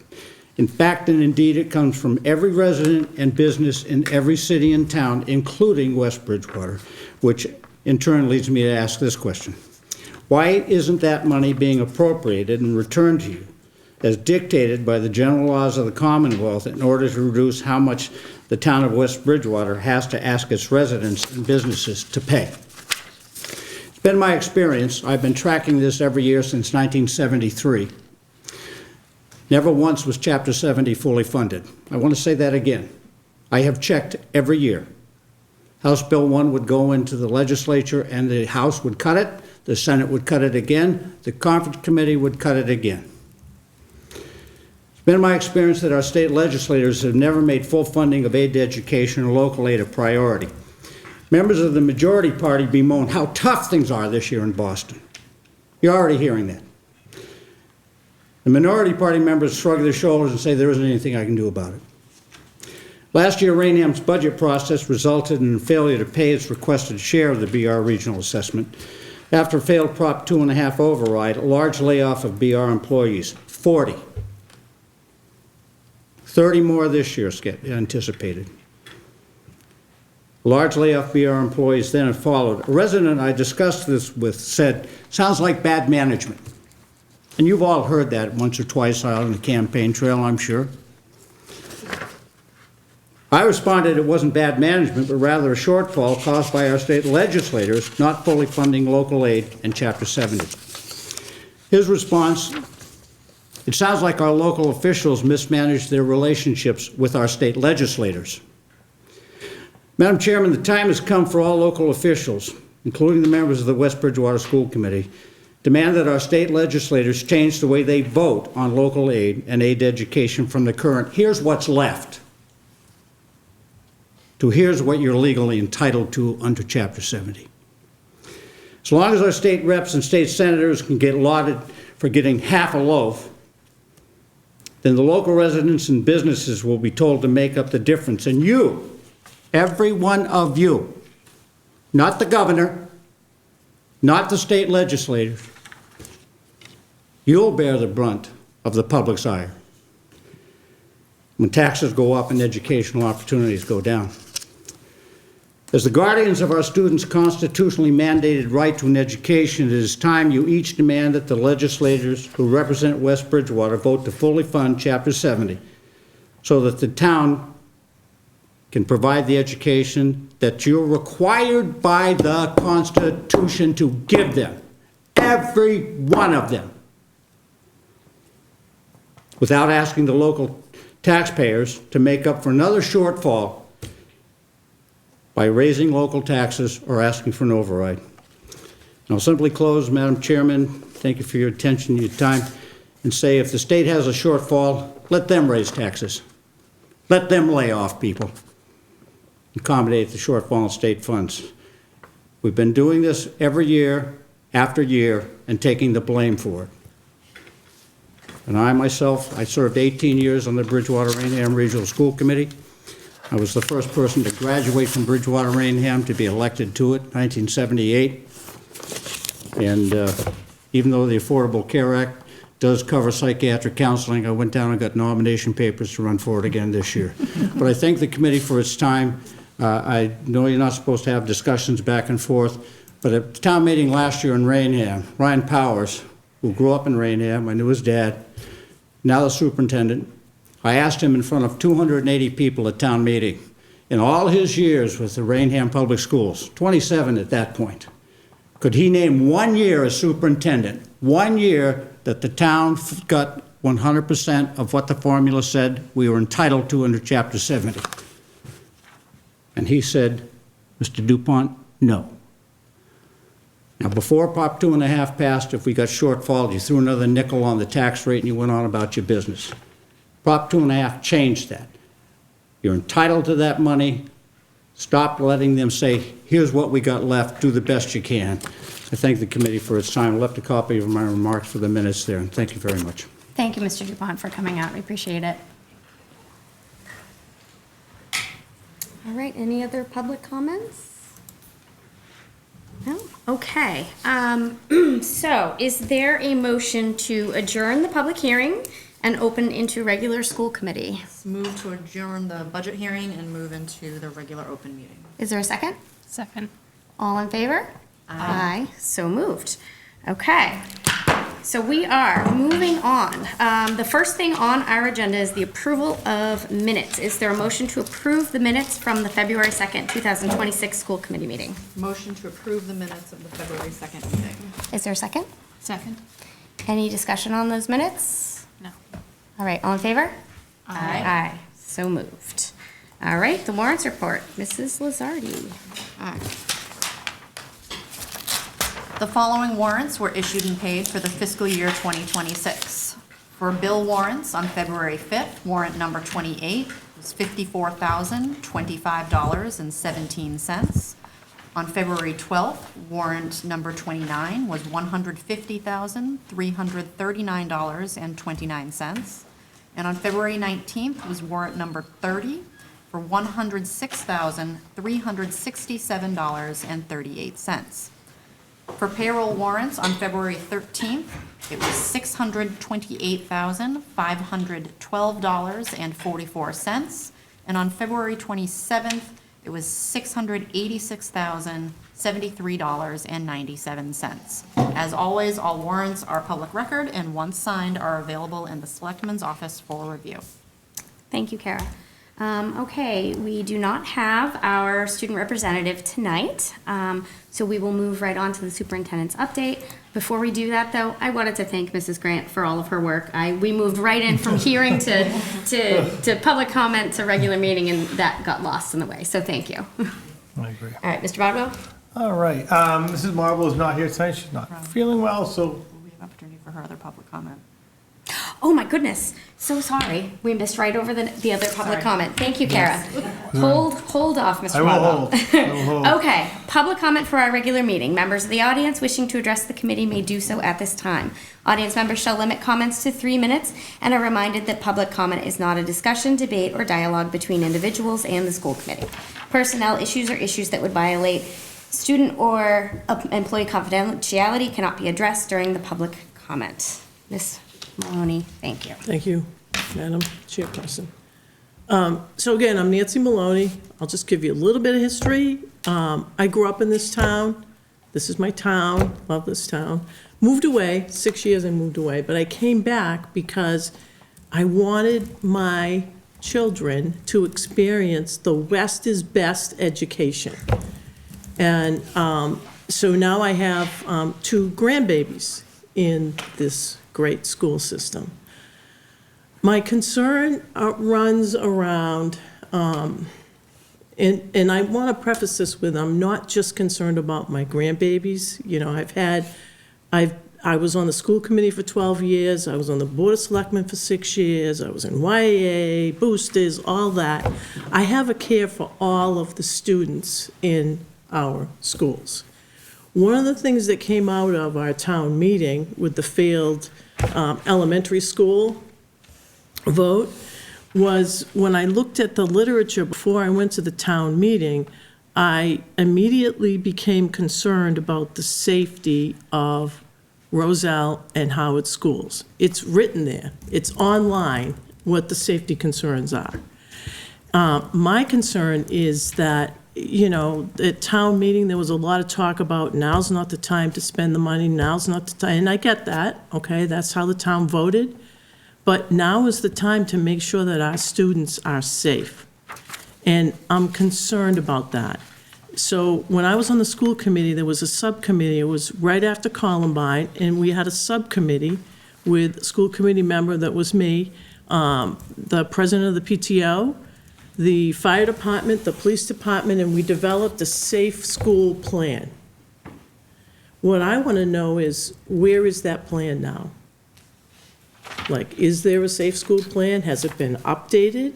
Is it generally updated? And has it been updated? My real question is, those things that were identified as safety issues in both Roselle and Howard, are they in our safety plan? And my second part of that question is, yeah, we're not, I don't know how we're gonna go with another project or another elementary school project, but what are we doing now to address those safety issues? That's my question. Okay. I hope you have some time tonight, because we are gonna go over the capital budget and improvement plan during the superintendent's update, so a lot of those cool. things will be addressed. And I think that in a future meeting, we can put actually, for the next meeting, we can put an update from the Safe Schools Committee. We do have a Safe Schools Committee that meets monthly? Pretty much monthly, yes. Monthly, so Cool. we can get Good. an update from that committee. That's reassuring. And Oh, I'm so glad. And it's been active for a long, long time. Mrs. Page runs it now, but it includes representatives from police, fire, school representatives, school committee representatives, and it's principals, and it's active, and it's very much engaged in what's going on. Good. So it's, That makes me it's a feel great, better. and I feel it's a kind of a shining committee for our town, because everyone works really well together. And I think you alluded, Madam Chairperson, to that it's going to be part of a capital expenditure. We're, in Awesome. the superintendent's update, he's got 4 items, and number Awesome. 3 is the capital budget, so Great, stick thank you. around. And I will say that, to address that, when the vote happened on Saturday, Sunday morning, I got up first thing and started to review our capital budget and to prioritize safety items, so which you'll see. Thanks for your patience with us. All right, Mr. Bodwell, All now right. it's superintendent I will update. timeout practice. So we received a grant through Department of Elementary and Secondary Education. Mrs. Marble is much more well-versed on this, but I will share some information here. It's a federally funded cooperative competitive grant, supports districts in aligning with updated DESE regulations, and we recently went through an audit, so we know where we stand with that, related to timeout and seclusion, and really focuses on strengthening oversight, improving compliance, and reducing reliance on exclusionary practices, so we're keeping kids in school and certainly in safe situations. So the grant is for $43,000, and we're going to use the funding for improving data systems and collection of data, providing professional development for educators, which is incredibly important, effective classroom behavior management strategies, and purchasing relevant materials and supplies to enhance our sensory spaces. I think in all the schools, we have very limited space, but we've been very creative in utilizing that space, and space that's been observed and seen by DESE, so it is approved. And I think they should be commended for their ingenuity in finding good quality sensory spaces for our kids.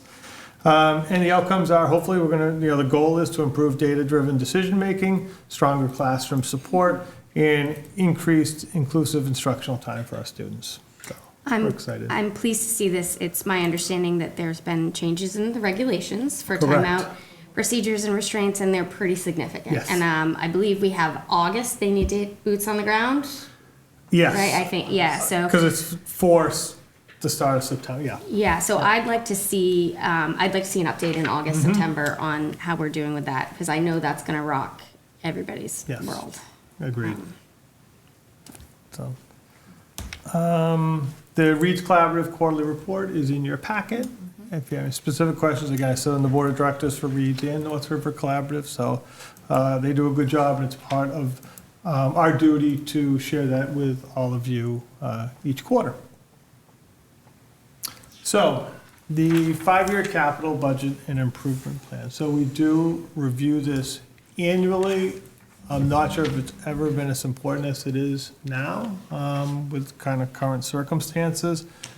The FY27 priorities have been adjusted due to the failed vote, anticipated delay in a potential project down the road. So I was asked at town meeting, why we haven't come forward with some of these requests, and I think it was, although safety is of utmost importance, we didn't want to duplicate efforts if we were going to hopefully have a new building within a few years. But we know that although we can apply as soon as next year, we know we're still delayed, so it's very important. All information is due to Town Hall by this Friday. We started on the day after the town meeting vote, and so we've been working for the past month or so. And the snowstorm did delay some of the people getting in to do some of our quotes, but if you see it, what I've been updating is through today, trying to provide as much information and adding in the quotes. I do think it's a good idea to meet with our capital budget subcommittee as soon as possible after this meeting, schedule a meeting. And I'd like to bring in the directors to provide more specific information. I can speak to the projects, but I would like to have our directors provide more of the information on some of the needs. And possible review of looking at the projects. I think when we met as our subcommittee, we looked at trying to group projects together. But we may want to prioritize within those groups and break them up. Again, cost dependent, because there are some high costs associated with some of these. And then we're meeting with the Town Capital Budget Committee on March 17th. So from there, it goes to a recommendation to the Board of Selectmen, who recommend it as warrant items for the town meeting. So here are some of the, again, these, we've looked at priority projects for FY27. I will certainly defer to the committee for your input and information. Just today, we got our quotes on the Sallyport systems for the Roselle McDonald and the Spring Street School. The high school and the Howard School have a Sallyport, and when I say Sallyport, it's really a two-door system where someone can come in, do some business without entering the building. I think that's important, that if they can drop off materials or they can talk to someone without having to get into the building. At the Roselle and Spring Street School, once they're let into that one door, they have full access to the entire school. So limiting access for people, I think, is important, dropping off or waiting outside in a controlled area. So again, the quotes we got from one company, $99,000 for Roselle, and Spring Street, $56,000. They did come out and we went over a layout. For Roselle, it would be a system that if you're looking at the front doors, it would be to the left and it would kind of closely line up with the office area. So that shrubbery out there would be taken out and they would do the system, and they would wall off, kind of a diagonal wall from the current door to almost that corner. It would, again, provide access for the secretary to be able to see them. They could go into there, so they wouldn't even have to get into the building, but it would not be the primary egress in and out of the building. At Spring Street, there's a little way to be a little bit more creative. If you're looking at the Spring Street doors to where Mrs. Ellis sits, there's actually a custodial closet to the left.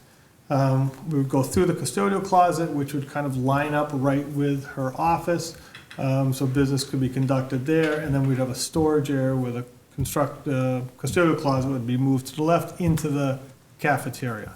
Again, much improved visibility, because right now it's a tough sight line from the office over.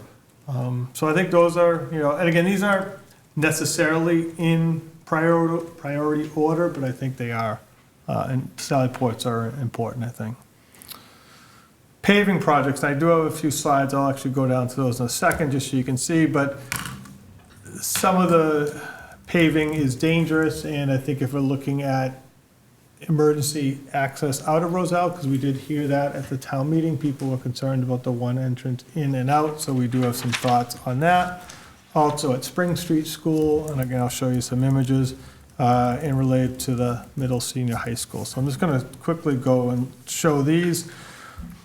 Please excuse the, I'm not the best in trying to make some of these images out here, but the first one at the Roselle McDonald is replacing the sidewalk in front of the school. It's in terrible shape. It's pitted, it gets filled with water and snow and ice, and I don't think it's particularly wide enough, and the sides are crumbling. So it's a tripping, slipping hazard for sure. And if we're doing the Sallyport, it makes sense because it would be coming right out to that sidewalk. And just so everyone knows that we are meeting with the DPW, town administrator, Mr. Waters, and Mark Nebrega and Mrs. Grant tomorrow to go over these. As you come into Roselle, if you went straight ahead, as you go into the loading dock in blue, that road is very heaved now. There's, looks like, frost heaves and very difficult to drive on. And in the back of the building where the loading dock is, Dr. Keitha today, that where the water goes in, it's like getting more and more depressed in the back. It looks like it's going to become a sinkhole.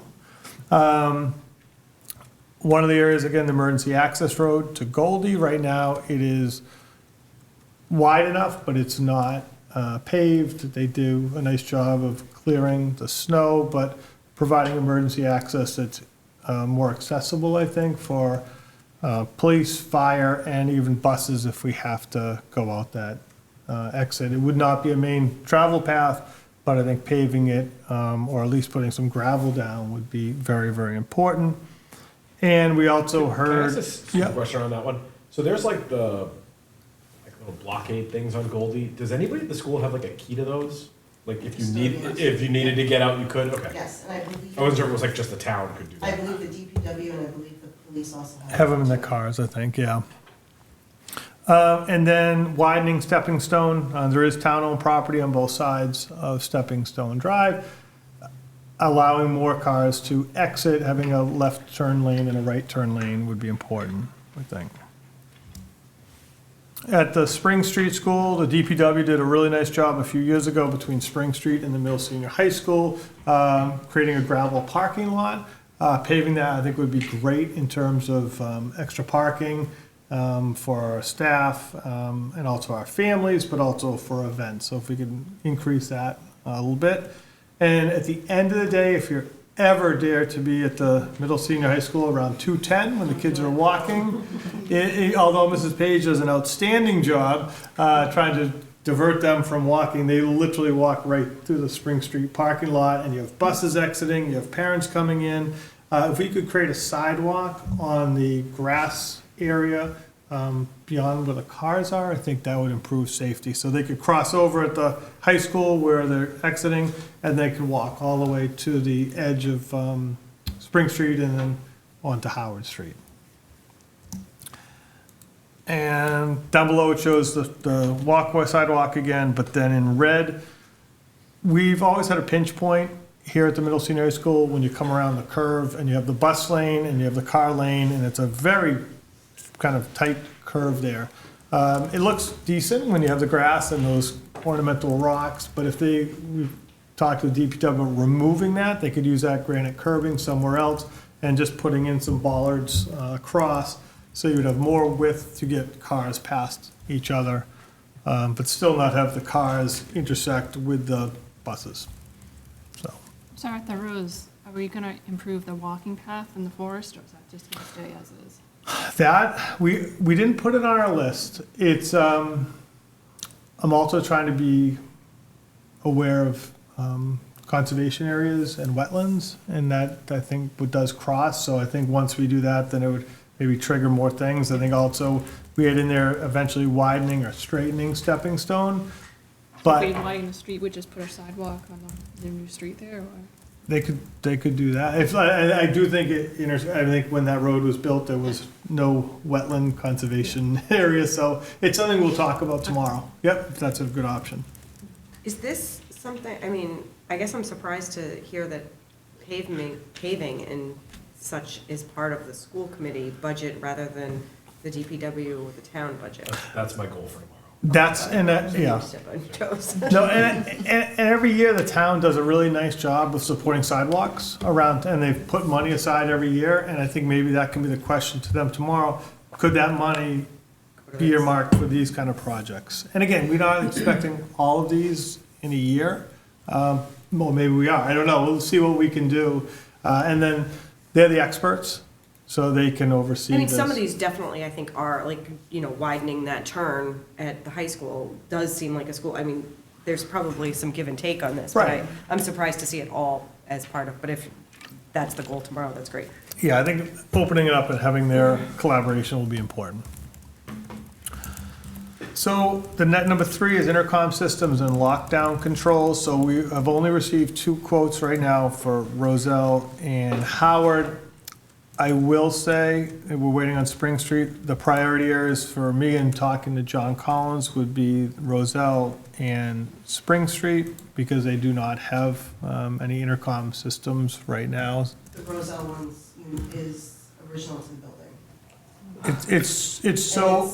It's so old that they had to take, Wire up. they had to take the old microphone from the retro room from the old high school. So, you know you're old when And there you, are spaces in the building that does not hear the announcements. And I think from our meetings, it was concerning to me to hear that there are spaces in the building that also don't have phone access. So if there's an emergency and you're in that area or you're with a student in that area, there's no immediate way to communicate. and That these, seems like a priority issue. it does, especially at Honestly. those schools. Yeah. Integrated into this would be lockdown controls, so that we could literally flip switches and have doors shut and lock. Again, these quotes, I've gone through them, but I haven't gone through with a fine tooth comb. I think they're all in stuff, so we can look at them and see what do we definitely need now and what could certainly wait, but I think 2 of the schools for sure. At the middle senior high school, our intercom system works perfectly fine. It's more the lockdown system that honestly has been years of kind of trying to troubleshoot that. So that's a lower priority. Fire alarm panels and controls, so it's not just the panels, but it's the devices within the schools, the speakers. They're quoted at about $84,500 per system for the 3. Again, if we can package them together, I think that's better. But again, we'll look at priorities. We'll not only talk to our director of maintenance, but also the fire chief to see what he says. I think right now the Howard School is more the priority than the other Yeah, I schools. don't think, I think it's obsolete. It doesn't. You can't parts, You or can't get the getting parts is very difficult. Yeah. And then computer lab at the middle senior high school, the computers there are original to the building project in 2015, so they were a little bit older than, probably, they were brand new then, but that's quite a long time to have these computers. That number is a high number, but again, some of the chip shortages and things, the number may come in under that when we actually go to order. Spring Street, we have a number of classrooms in the preschool wing, so where the superintendent's office is, we have 4 classrooms that, I wouldn't say they're original rugs, but they're 20 to 25 years old. They're pretty gross. They're cleaned every year, but it's tough to clean something that's so replacing with tiles. And we are, looking to move some classrooms around, so that may be a good time to do that. And at the middle senior high school, the clear story windows. So the clear stories are the windows up here. You can see the roof isn't leaking. In the clear story, there's areas of water, especially when the wind blows a certain direction, gets underneath the clear stories or gets into some of the weep holes.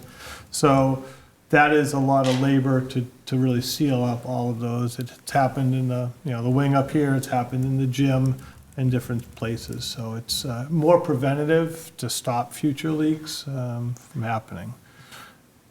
When the document you have priority areas for each of the years, so there are some other things that are listed, electrical panels and fencing and playground areas. I think when you look at the totals, it's a lot. Not knowing the paving number, we're talking over $1 million. And again, that's with the 2 systems for the intercom and the lockdown. I think those numbers could be driven down a little bit, but I just want to throw it there for your thoughts. I appreciate your flexibility and me kind of adding stuff as we go and trying to be as updated as possible. But any thoughts or ideas would be appreciated. This is not my first time seeing it. We met as a capital budget subcommittee, what was it, I don't even remember. We'll just say a few days ago. And so, you know, it was very enlightening to hear some of the safety issues. I'm, you know, aware obviously from town meeting and from previous discussions about some of the safety concerns, but as I said, things like the intercom and the inability to communicate outside of certain places in the buildings. It's just very concerning. And yeah, it's going to be costly, but these are old buildings. And so if we're gonna bring them up to speed safety-wise, it's something that we really need to prioritize. I mean, in our list too, but I mean, it's really dependent on the, you know, enrollment, but we're looking at modular classrooms. That's a very variable number.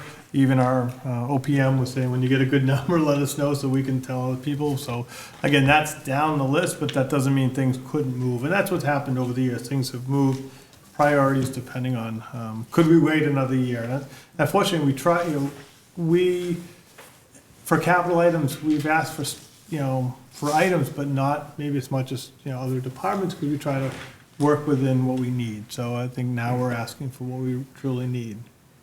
I think we talked about this maybe at the subcommittee meeting or before, but I think another thing that if I was, well, I guess I am, but as a town voter, like, one thing that I think would also help too is if you could just do like a walkthrough with like SRO or the chief from both fire and police, because I think like having them support some of these things would be nice for people to hear too. Like, you know, like we can think something is a safety concern, but I think if, you know, the police chief agrees with us, I think that kind of holds some weight with a voter.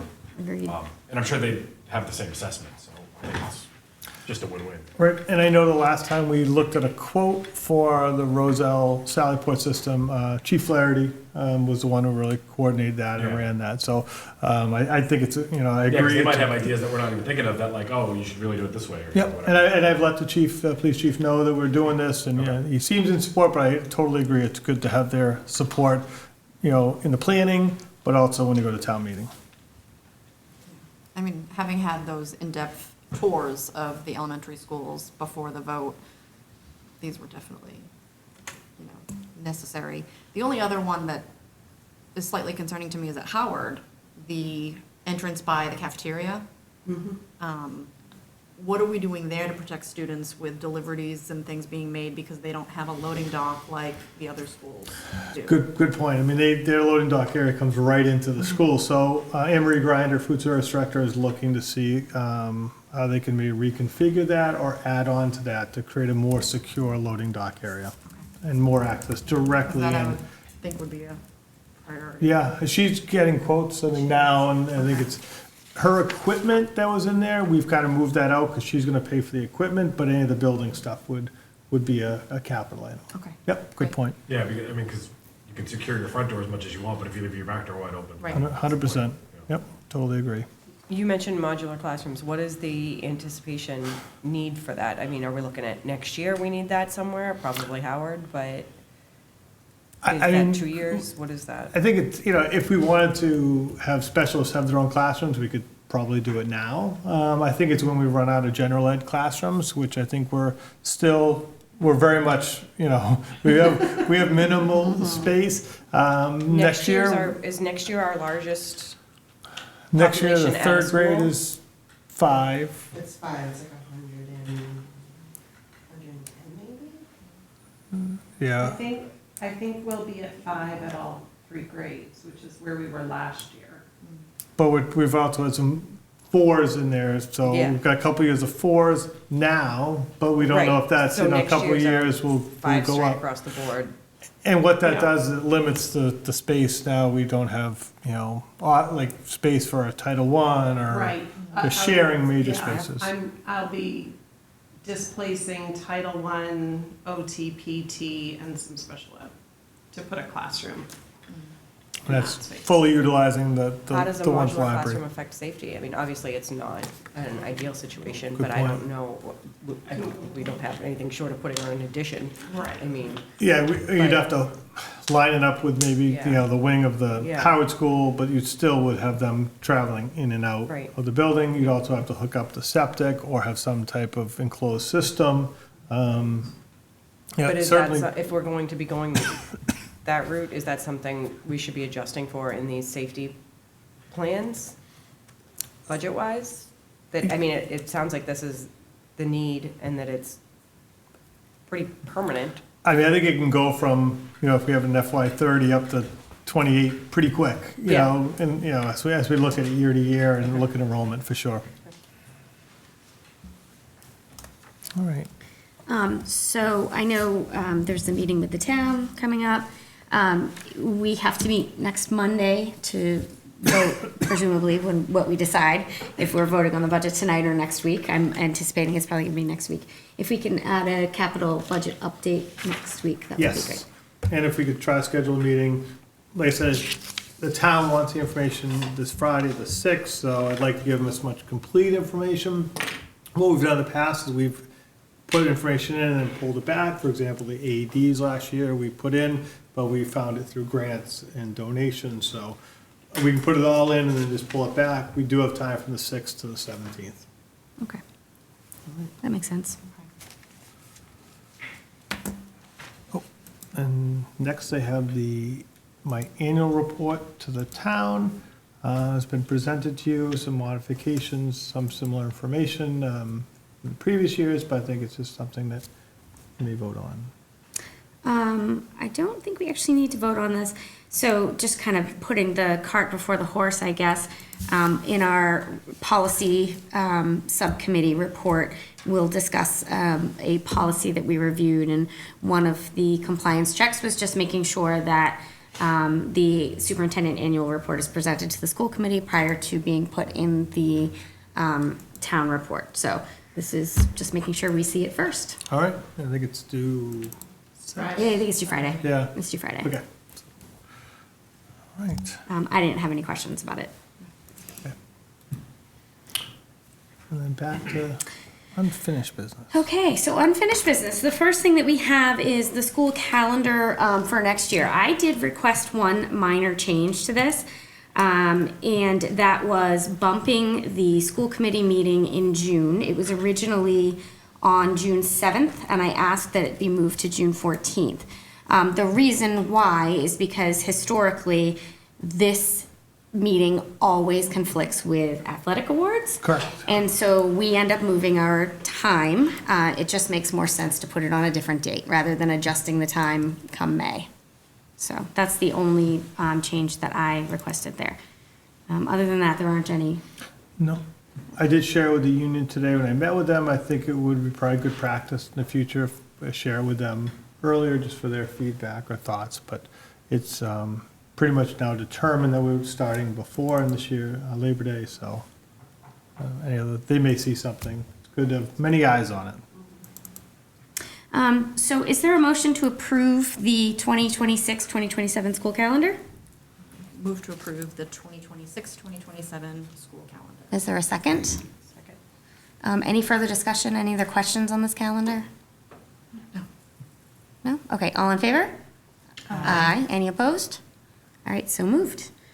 The next issue is the Chromebook blocking issues. Do you have an update for us? I Mr. do. Cromwell? I talked with Mr. Collins several times about this, and I met with the students on Friday to talk more about it. And I actually had them do some show and tell with using their computers. So in talking to John, he's done extensive testing on student accounts and not experienced any issues with Google searches being blocked unless there is a search term that is blocked. So YouTube appears to be working when the teachers are embedding it into their Google Slide presentations or adding it to Google Classroom. So that's what we've told them, that we're not opening YouTube for all because then all can access it. And actually, we have an agreement with Google that students under 18 cannot access it without the parental permission. So it seems to be working as it's set up. And I think their concern is they want to just be, they're looking up stuff, but it's blocking them. So we've asked the teachers to embed it in, and I know I've talked to Mrs. Page, I know she's talked to her teachers. And I think it may come down to the point that, they want it unblocked, but we have, students 7 to 12, and allowing kind of unfettered access to YouTube may create more problems. So that's kind of where we're at with it. Like, I did explain that to them when I met with the superintendent council. They seem to understand that. I said, you're all, I'm sure, using it for the right purpose and for educational purposes, but it is blocked like it is in, I think, most districts, John said.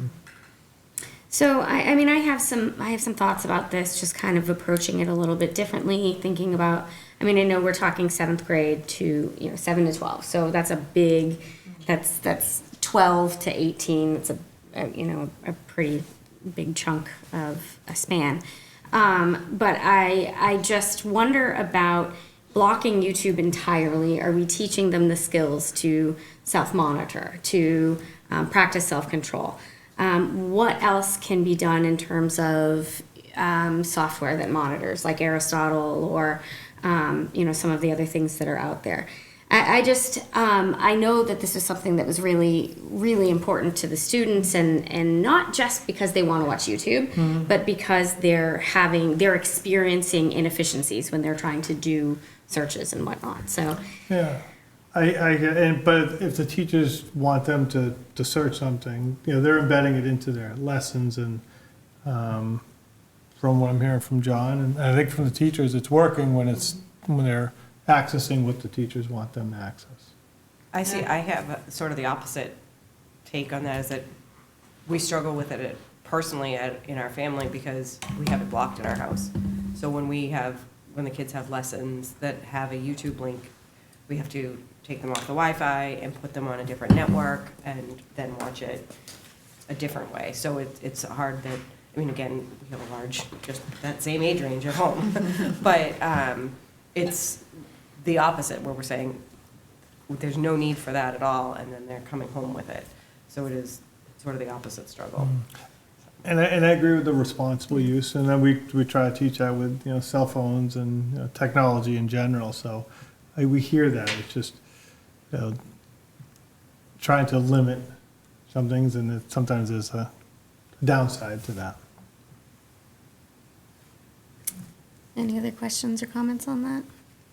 No, it's just unfortunate. I think that George isn't here tonight. I would just like to hear in general the students' feedback, because I know there was some disconnect in the beginning about what the actual problem was versus what, admin thought the problem was. So just, Yeah, it was I know- crashing the whole search page correct, rather they'd be than searching just. and then just the whole page. If just would YouTube go was down. a Like, is that not result, it happening shut anymore? down. I'd love to Yeah. get confirmation, just that that's the Yeah. case. Yeah. And I would encourage George to talk to Mr. Collins. He's I here. brought him down there. Oh, yeah, you did? Oh, that's Okay. good. Oh, good. Oh, That's good. perfect. Thank you.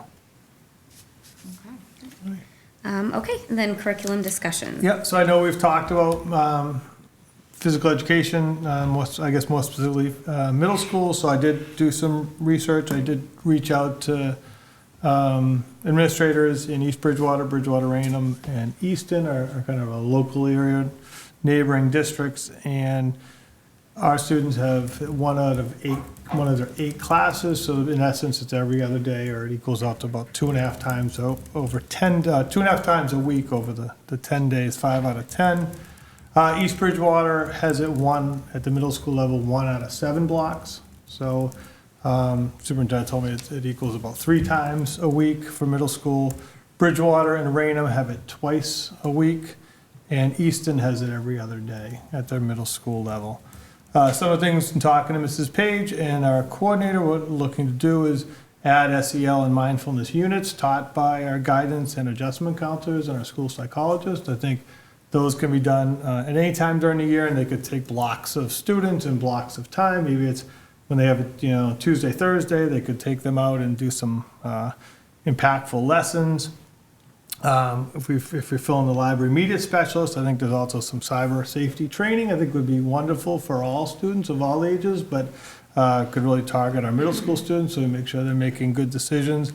And I think just in general, I think there is a need for students to be active. We see students, some are very active, some are maybe overactive, but some may not be getting that exercise, the socialization outside of the traditional classroom, team building skills.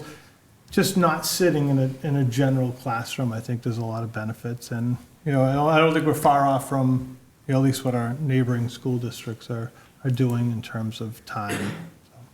just, So you mentioned, the number of times per week these districts, but what are the minutes? That's, because we're on a block schedule. Yeah. So really, when they have the class every other day, it's like they're having it every day, because it's what, 82 minutes or something like that. So I'd just be curious to know what Yeah. the minutes are. East Bridgewater's on the block as well. oh, yeah, right, they are. So they have a 7, Bridgewater's on 7. I'm not sure about East. okay, I'm not sure either. They're in Block Middle School? They're 7 to Middle 12, school. right? I think They they're are 7 to similar 12. to us. They have to have the same schedule just due to the fact of shared staff, I'm Yeah. assuming. Yeah.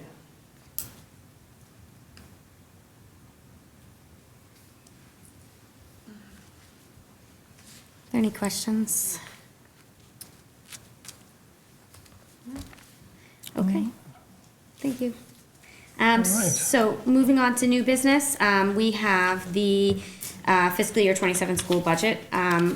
If this is our opportunity to have more discussion, we could, in theory, vote on it tonight. I think my general, the vibe I'm getting, the consensus would be that we need a week to think about it and really consider. Are there any discussion points anyone wants to bring up?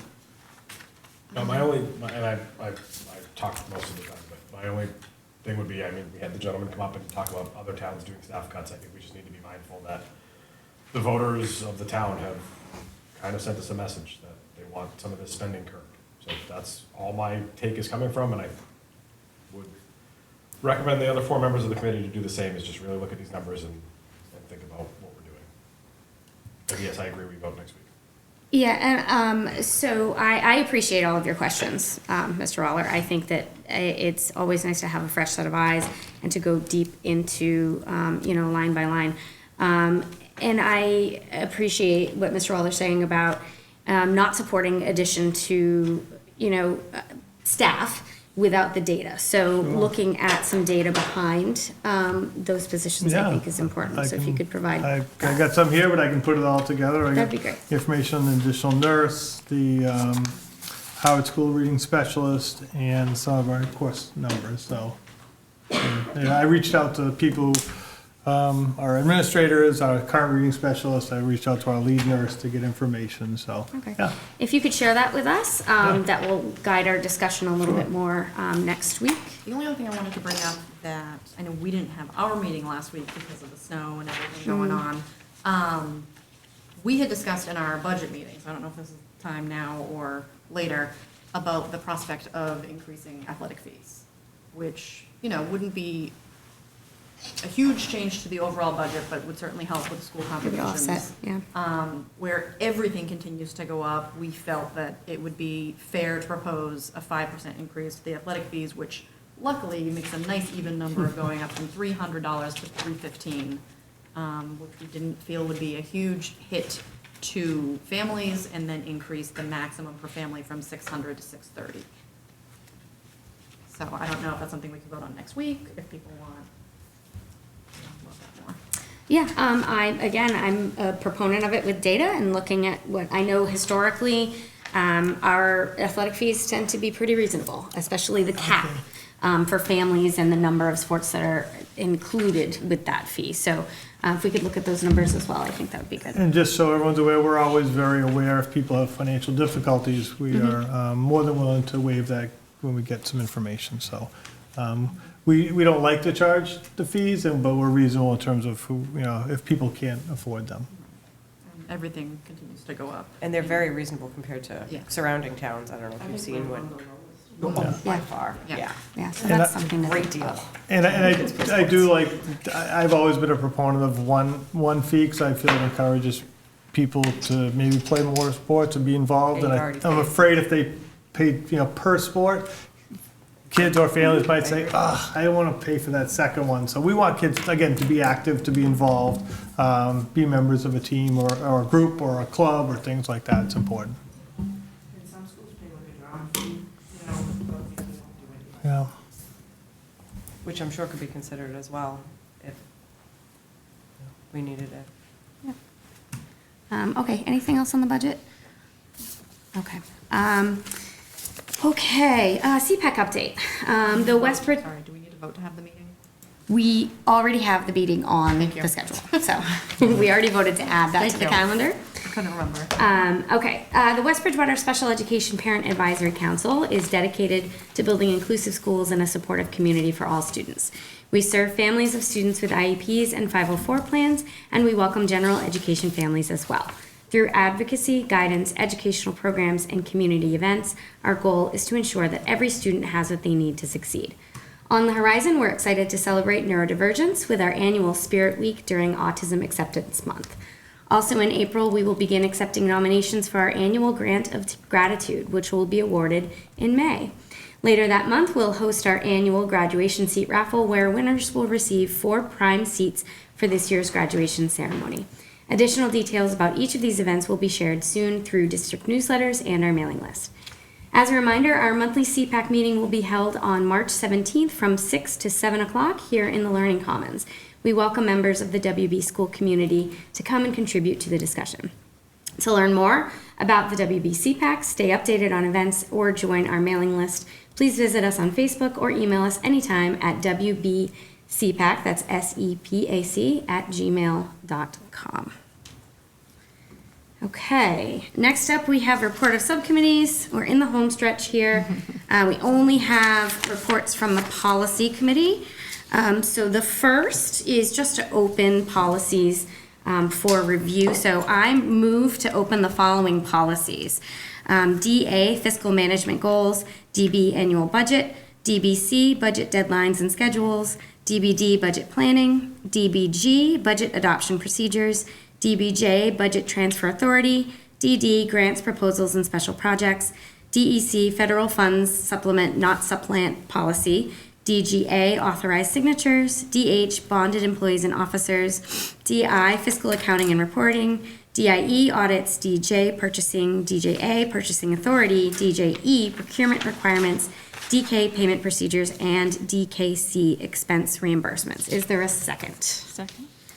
Discussion, these are just on our schedule for review, for compliance, and to make sure that we are up to date with state guidelines. Any questions?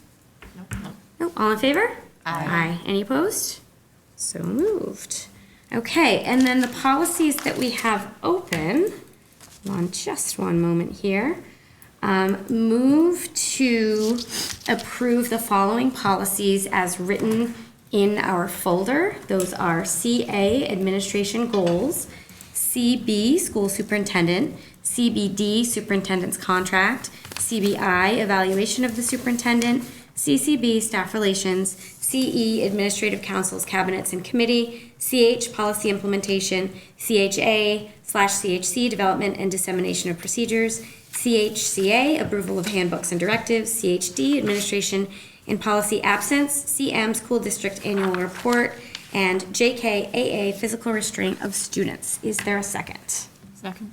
Okay, so discussion on these items. The vast majority of them did not require any updates, and they also did not require any compliance checks. There were a few changes. So CB, school superintendent, was just something minor. DESI was incorrectly abbreviated in there, so that name was updated. Under CBI, evaluation of the superintendent, there was one line removed, but it was a redundant line, so there was no change to the content there. CHA and CHC, same thing, we removed a redundant line. And we also removed about the superintendent coding policies and including them in the SC policy index. So the superintendent does not code our policies. They all are already coded and follow the MIC guidelines, as we know. CHCA, approval of handbooks and directives. Per this policy, all handbooks, including the staff handbook, should be reviewed annually. So that was just a compliance check and making sure that we add the staff handbook to all the student handbooks when we approve them in the August-September meeting. So we'll add that to the agenda. CM, school district annual report, there were no changes, but as I previously stated, presentation to the school committee was outlined in this policy prior to going to the town. And then the final policy was JKAA, physical restraint of students. This one was opened following a directive from DESE in order to make procedures more accessible for families. The changes made to this were including a hyperlink to the procedures for district restraint procedures right there in the policy. While we had this open, though, we did look at some of the compliance items. This policy and the associated procedures need to be reviewed annually, so we will be adding that as well to the August and September agenda. Policy states that staff will be trained on this policy and procedures within the first month of every school year. Mr. Bodwell, you indicated that is happening. You use ArcsEd, a DESE-approved platform for training and staff, for training of staff to complete every year. And then finally, the policy states that restraints administered within the district must be reported to DESE. You indicated there have been 6 restraints to date this year. All were in compliance with procedures and reported to DESE in accordance with this policy. I know that was a lot of information. Does anyone have any questions? Okay. All in favor of approving those policies? Aye. Any opposed? So moved. Okay. Are there any questions or recommendations by the committee for our next meeting? No, it was a long one tonight. Our next regular school committee meeting is March 9th, 2026 at 6 p.m. here in the Middle Senior High School Learning Commons. Is there a motion to adjourn into executive session? Move to adjourn into executive session. All right, and just to clarify, that motion would be executive session for the purpose of collective bargaining with union personnel pursuant to Mass General Law, Chapter 30A, Section 21A2, and to not reconvene in open session. Is there a second? Second. All right, this is roll call vote, yeah? So this will be a roll call vote. Mrs. Myaskowski? Robin Dragonini? Yes. Carol Izzotti? Yes. Jean Myaskowski? Yes. John Waller? Yes. Harry Rhoda? Yes. Okay, so let's go over it again. Robin Dragonini? Yes. Carol Izzotti? Yes. Christine Myaskowski? Yes. John Waller? Yes. Harry Huzz? Yes. All right, Yes. so moved unanimously. Have a good night, everyone.